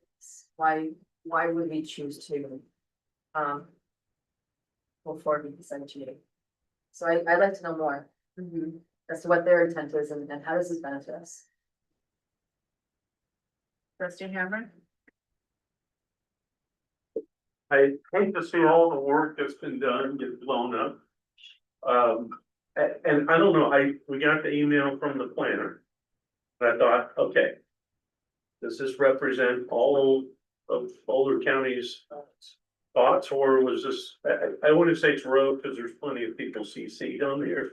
But it just seems like we need to sit down and have another discussion before we take drastic action. Yeah. Are we in agreement that we would like to preserve the 2 provisions that trustee Browning detailed? Absolutely. That's. So it sounds like the next step would be to try to set up a meeting between county staff, town staff with, the commissioner and I in attendance. And I know her schedule is, super tough, so it may have to be virtual, which just fine too, sure. So would it be you? The administrative sign these things? The planner, and then their planning team. And their planning team. Now, they usually have an attorney or two present. I don't know if we want our attorney present. Just to keep that, I mean, they always have one or two. They have them on staff. So They're on staff, so they're there, but oftentimes, as Attorney Dittman will tell you, when the other party involves an attorney, then we probably. Or we have this meeting and after that, but you might want to consider that. Yeah. I don't, Let me just add one thing. While I disagree with a lot of what was in their May 19th letter, I do find some agreement, at least personally, with their descriptions of the passive recreation and the development areas, particularly their point about now allowing more structures and more development in the main development areas, and particularly when you look at an area C, you noted in there, they seem confused by it, as am I. So, I mean, there are some points in their letter which I think has some merit, should probably be agreed to. And we have this discussion. Yeah, I think you made that same point earlier. I think that's a good point. All right, is that? Yep. Good, all right. Okay, and then, last item under general business is discussion direction on issuance of a COO for 501 West Main Street while determining legal fees. yes. Chris and Sarah Lee, the owners of Riverbend, are on the cusp of being issued their CO. However, we have it as a policy that COs can't be issued if there are outstanding fees. And they would like to discuss having some of the legal fees waived. They don't think they should be responsible for them because they were brought on more by the public after they were already approved of their agreement. So we don't have time between now and the time they have their first event scheduled in a couple days to meet and go through line by line by line. So there is a request to, and I can't do that as staff, but you can as a board, allow the issuance of their CO while we either negotiate legal fees, or if you want them to pay the portion as kind of the retainer until we can talk through some of these things. And then the last direction would be, can staff negotiate those fees? Or do you want that to be a board action? If you decide to go that way. So that's what we're seeking. They are ready to have their CO tomorrow. Questions for staff? I want to clarify, the question of fees and reducing fees came up earlier too, and Yes. Mr. Halston raised that as well. And I quickly looked at the code, and we put Brandon might want to have on this too. I think one of the issues here is that the code sets the amount of the fees by board resolution, so I understand why you I can't. as staff would say, I don't have the authority to change the staff's position. Yes, pretty much. And so it's, if you give me direction to, I can. But I listed numerous alternatives here for you to consider, whatever you might be comfortable with. But staff, we want to see the venue open, and they are very busy trying to get it ready, and we just need more time. And Victoria and I met with Chris and Sarah a couple weeks ago, so, and I know I've been working diligently on this. I lean toward approving the CO with the payment and then negotiating the remaining balance. with the payment, the full payment, and then we do a refund of the No, cost? no, with the Oh. payment of, The 2479.21 and then Okay. negotiate the remaining balance. I don't think there's anybody, I mean, I would like to see the CEO issue. And would be surprised if there was anybody who did not. So you're the alternative C and the Yeah. staff proposal. Yeah, that's where I would lean. But, you know, obviously, I'm one of seven. So. I agree with that. I think that's a reasonable way to do it. And I think there should be some discretion on the staff with the more grants on this. This is a weird situation. We used to be an attorney and I'd have clients come to me and say, I think we really too much spent on this, or what you did on that document wasn't quite right. But this is a weird situation where you have the attorney doing the work, he bills the town, who in turn bills Riverman. So the ultimate party that's paying the fees isn't the client. And so it's harder to do that kind of adjusting of bills, and times I would adjust bills. So I think giving town staff as kind of the middle party in that three-party transaction, some discretion in this regard would seem a good thing to do. I think so, Sharon. I think it's tricky too, because it's, you know, the attorney time, as was pointed out, was not spent as necessarily the result of anything that the lease did or staff did, but the public, which is part of the process. So it's just hard to know. And they brought up the same issues that we thought were already resolved. Yeah. There's, it's just took a lot. It's similar to a couple other items we've talked about tonight. There's just, you have a very involved public and it takes time, and the attorney, and we sat through those late night meetings too. So I mean, it just adds up.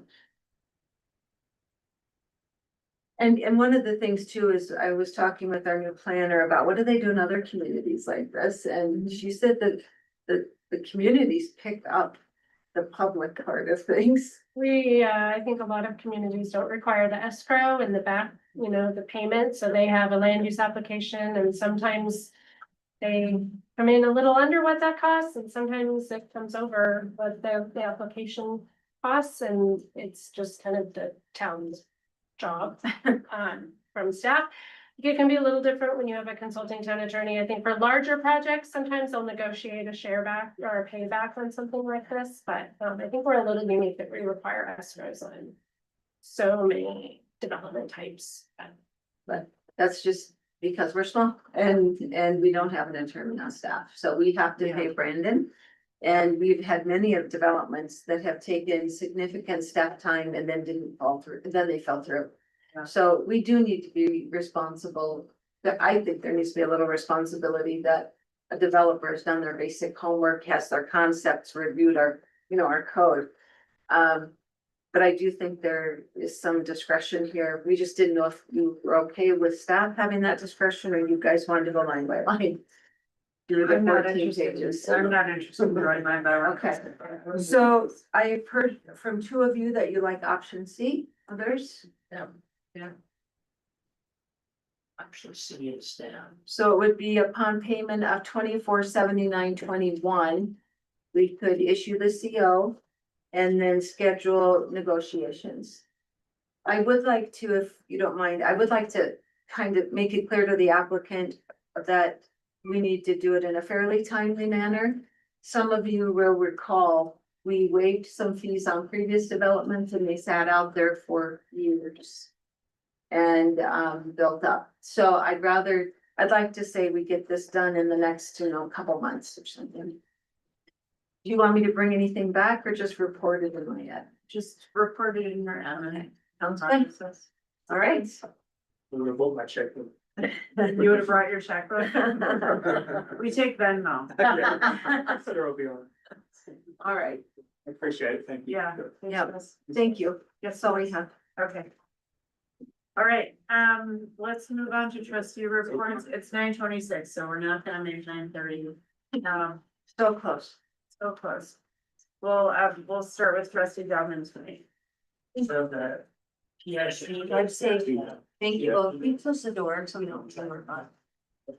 Okay. Good night, guys. Thank you. Awesome. Thank you. Trustee Brennan.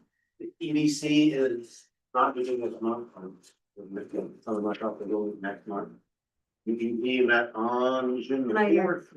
And just real quick, a couple of kind of highlights. We talked about the Colorado Clean Energy Plan that's in the process of being implemented statewide, and it will eventually add some costs, particularly on transmission line.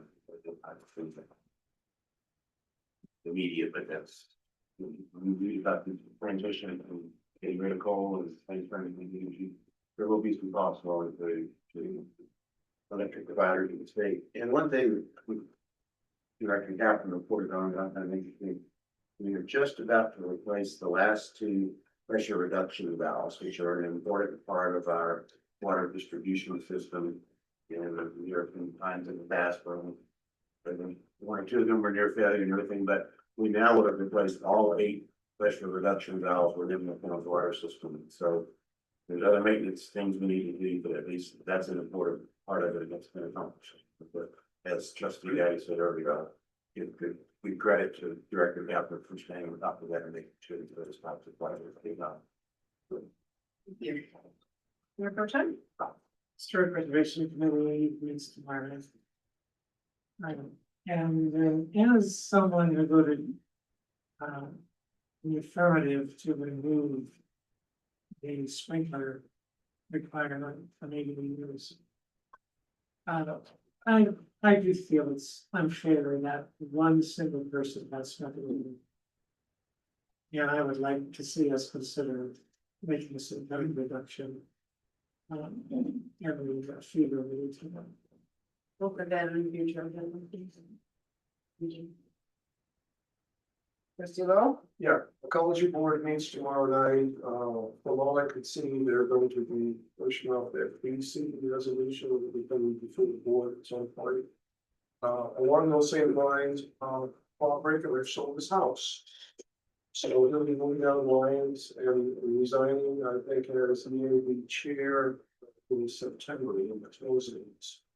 So you and I need to talk about the makeup of that board at some point. June 27th, I am going to be leading the wildfire partners in a neighborhood fire mitigation assessment in Lions Valley Park. That's the entire park, it's not individual homes. Coming out of that, there's going to be a detailed report that'll be presented at a community meeting. Hopefully we'll be able to promote the whole idea and get more than 55 people. What, 891 people participating. Can we do that for every neighborhood? Can we do that for every neighborhood? Nice segue. So the next one is, I would like to get the prospect, people neighborhood to do the same assessment. So I'm looking for a lead up over there, as I'm gonna be the lead in LVP. Yeah. I've approached Kevin Wigginover, who's a fire captain. I think we have someone we can. Dave Batts, or even, I was even talking to Crystal, she could do it as well. It's just a question of organizing. Yeah. So working on that, and along those same lines, I would request. And we've talked about this, I think we need to have a workshop at the next meeting on how we're going to handle our fire mitigation costs out of the town budget. And what the prospective projects are, what the projects are coming down the line. See what we can accomplish this year. Already on there for July 7th. And Workshop and general business.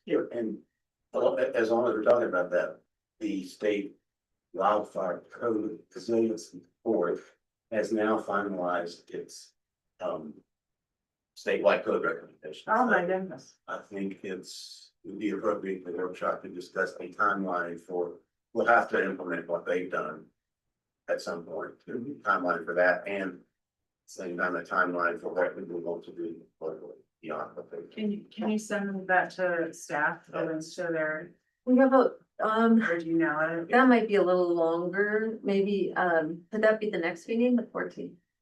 Right? Yeah, they have a website and they've got the final version of This, it. the staff is gonna need to go through it and. Has it been adopted? They said this is the final one, and they have a process for publishing and that kind of thing, but they reach their final decision on what they're gonna. I would think, yeah, staff would need some time to read that and analyze it. Yeah, I think we could, the 7th, we have numerous updates, but one of which is that, but, Maybe we can do a deep dive at the meeting after that. There's gonna be a meeting at CML on this too, so come back with more information as well. Oh, so, okay. okay, maybe the next meeting then. We also need to discuss what changes we might have to the fire, the state fire code. Yeah, we do. But first we need to know where it is. Yeah, it sounds like a bigger work. So, Yeah.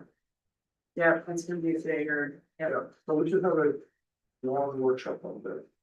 All I have. Okay, great. Trustee Dawson, how many pages? do you have? No, I just have, front and back, that's it. Okay, so, the Housing and Human Services Commission met on June 9th, and we had a few questions. Well, they had a few questions. One of them is, will Lions ever get another emergency co-responder? Is that even like in the future? That's a Anything? good question. Okay. Sure. I just haven't heard about it in a while, so we're like, are we off the radar? Are we on the radar? I don't know if we're on the, all right. I know that worked really well when we did have an emergency co-responder, accompanying, a sheriff or deputy, especially on domestic violence calls. Yeah. Also, I was wondering if we would be getting an update on 217 Evans at some point. Sure. To, It's going well. it's going well, they're They're pouring very cement at this close. point. They're very Very close. close, okay, just wanted to know when those one bedrooms will be available. I can ask. And also, I can't remember if I brought this up last time, we were wanting an update on Lions Valley townhomes and the landscaping and how much was still owed, and is it true that Paul Capps had mentioned a property manager and a maintenance person daily? They would like a property manager daily and a landscape team that can come, I think it's twice a week. Okay. They're actively looking for, and would love someone local. So I just wanted to verify that because Yeah. I don't think all of their employees are aware of that. So there's a bit of a disconnect there, so just wanting to know, have we issued the remaining 50,000? No, it's on your agenda for next meeting on the 7th. Okay, great, They did get all the trees replaced. yes, they did. Well, I will say 90% of the trees replaced. And they still have a little hydro seeding to do, which is gonna have to be done by hand now. And they have 6-gallon water bags around the new trees. But they haven't been filled since they placed them. They're just gonna kill these trees. Empty water bags? What? They're empty. How do we call it? Trees are they trying to kill? I don't understand. Okay, and there needs to be a lot of weeding around the raised garden beds, and so I just mentioned that as well, that, you know, maybe it'd be Well, more, their land, they need landscape. they need landscaping. They need Yeah, a They plan. need water. it's what- they need water. I'll go pull weeds. You can Okay. certainly volunteer to do that. I think some of the tenants feel like they're on strike about having to do what the maintenance company is supposed to do when they pay that fee. I don't blame them. I can't blame them at all. And so it's, yeah, if we could get some volunteers, they said water. What about the weed posse? They go out there and pull weeds? So, anyway, yeah, it's on your agenda for next time to try to encourage them to finish this up once. Great, great. And if anybody is available on Monday, July 14th at 4:30, I would love for somebody to replace me at the Housing and Human Services Commission. Anybody have that on there? If you just want to check it out, check in with them. What then? It's a Monday. They always meet on a Monday, July 14th at 4:30. I would love for somebody to attend at the library with the lovely Kay Sparks as chair. Somebody could look at their calendar. For the arts and humanities, yeah, I've already got trustee Lowell lined up here, and Mayor Rogan, you guys both get a pass. If not, staff will be then. Okay, great, if you can, it's a great way to get, you know, see what they're up to. The Arts and Humanities Commission met on June 10th. And their next meeting is July 8th, and trustee Lowell has signed up to attend that meeting, thank you so much. And so I have a question here about the Andrew Joins mural that is supposed to go up here on the north wall. You know, there's a discussion around how to unify the north wall and the west wall based on their design. And the question came up, do we have security cameras being installed around these two walls? Is there a plan? The security cameras is also on your workshop next on the 7th. But at this point, funding only probably allows for the boardroom and the front office. Ah, okay, so nothing along the mural set up. Okay, and I just want to make a point, everybody, that I did ask the commission, because there are artists on the commission and people who know more about art than I do. And they all agree that 160 East Main Street is not a mural, because we talked about murals at length, and they definitely define it as graffiti, so just wanted to put that out there. Expert witness. Yeah. Right, okay, I'll skip those two, and then we have the Boulder County Working Group on Homelessness. And so really what they are looking for here is wanting to know whether we as a board support detached ADUs in the community to combat homelessness, like a project like the Veterans Community Project in Longmont. Or do we need more support around ADUs? So there's been a discussion about ADUs up until this point. And then we had a presentation from Austin about this really cool community of 350 units for the homeless. And they're actually going to add another 1,500 across the road. I think it's called Loaves and, I think I sent you, you know that one, Loaves and Fishes? Yeah. And so actually, I want to thank Mayor Rogan for attending the next meeting. We actually added a meeting, it's usually quarterly, but we added one to just specifically talk about support for this kind of community-minded project. Where. And I have some bad news. Oh, you can't. That, July 16th or July. Oh, it's July. It's July. Yes, July. I can, never mind. Awesome, July 16th at 5:30, and it's virtual, Yes. and it's, okay, great, awesome, thank you. So, and it's, I don't know if anybody has been to this Veterans Community Project in Longmont. It's on, shoot, I don't remember the name of the street. It's behind Target, but it's called Broad something. Anyways, this is really cool. This, because we had this presentation, from the person in Austin, this was literally the next evening, and it was a really great way to see what it looked like on a smaller scale with veterans. So here we have 2 acres where there were like 25 units developed on those 2 acres, and they're about 240 to 340 square feet per unit. So they're like tiny homes really, but with an efficiency, you know, a kitchen and a stock fridge and a handicap accessible bathroom and a main room with a single bed and chair, etc. And so it's interesting I was there with County Commissioner Lochiman. It was interesting for us to try and like imagine what would this look like for the homeless population. And she actually had county land in mind at the corner of Iris and Broadway, apparently. There's 17 acres there. And apparently Boulder isn't interested in that property. And what would it look like if we used half of that property to, anyways, I would love for you to attend that and just show yours. Do we have any interest in maybe supporting some? I think the Lucanans. That's what they would like us to do it there too. Doing something like For that. them, it wasn't just veterans, it was also. It was veterans. It was veterans, so I mean. With Habitat. So this, Yeah, this I would group like, is- I'd like to learn more about it, for sure. Sure, and this group is specifically about. And I just want to give everybody a heads up that Boulder County will be inviting elected officials to a workshop to present a model for a community fair to promote meat use on September 10th. Okay, that's it. Thank you. Maybe that will inspire us to hold our own community fair around meat use. Trustee Number. SFC met last week. Unfortunately, we didn't have a number of people were on vacation. We were supposed to go through the website and really revamp it, but we didn't have enough participation. We're also down 2 members, so, Yeah. you know. anybody that's SFC and interested- BAB, so maybe we can start pushing those commissions. Yeah. Membership. So that's for me. Great, so. I went to, last week was a crazy week. There were several events that I went to, and I have never been surrounded by that many snipers, and I hope never to be surrounded by that many snipers again. It was, the anti-Semitic terror attack in Boulder. I realized, terrorism isn't just one moment in time. It's everything that comes after it. And I'm glad I went to these events. They were good to go to. There was the Combat Anti-Semitism Movement put on a summit on Monday. That was a long scheduled mayor's luncheon that turned into a region-wide event. So there were lawmakers from Kansas, Nebraska, law enforcement from Aspen, and I don't even know where. Quite a lot of people. It was an all-day event. It was very good. I went to a celebration for Jasper Lake. which was a private lake that was given to Colorado Watershed by its owners, and there was a little celebratory event over at Planet Bluegrass that, I purchased my own ticket to, and wound up sitting next to Sean Cronin for the evening, which was lovely. So the St. Vrain Trail opening, I do have a list of folks that I would like to invite to that. I think it would be great to have Dr. Cobb there.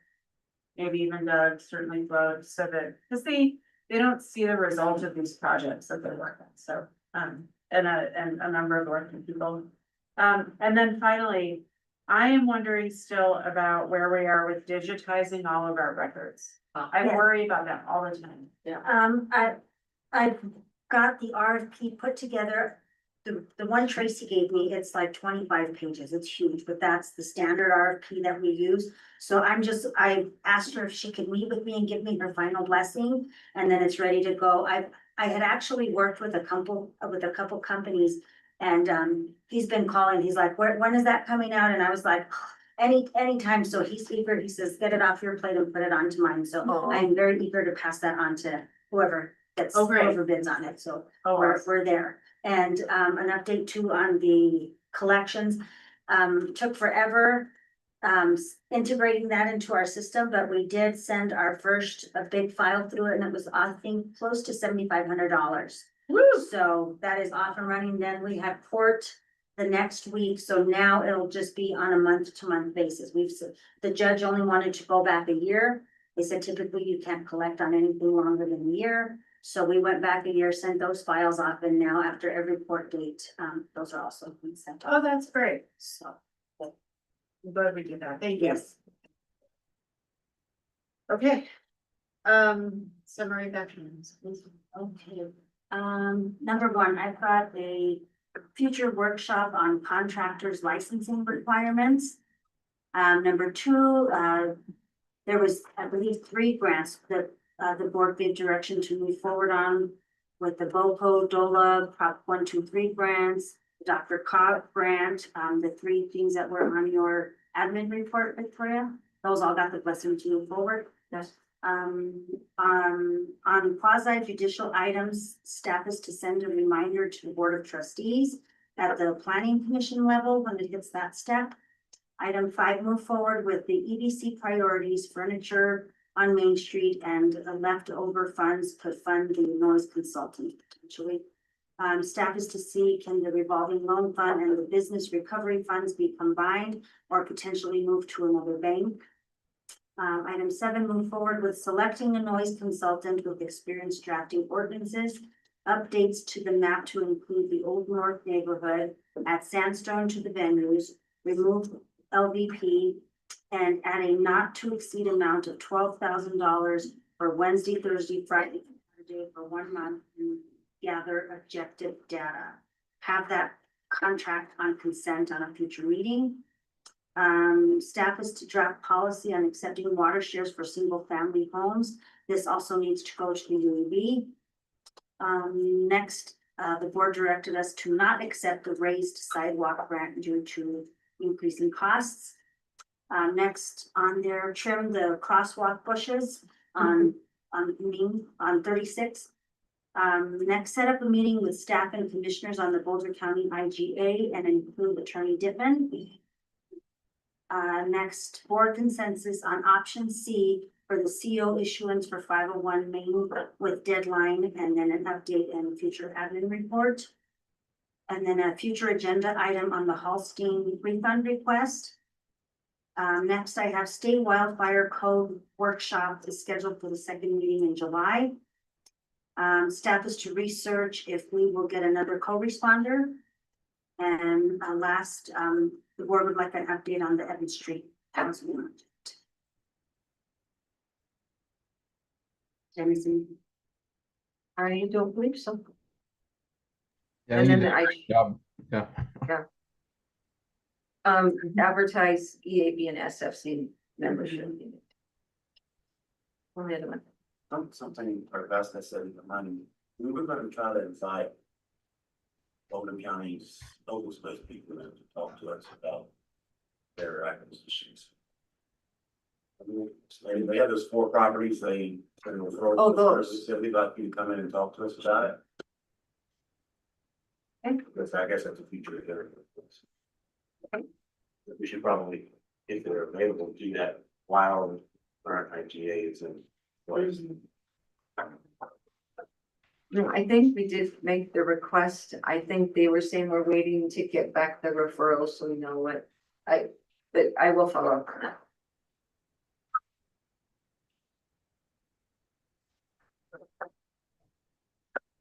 All right. Is there a motion to adjourn? Okay. And that motion passes unanimously.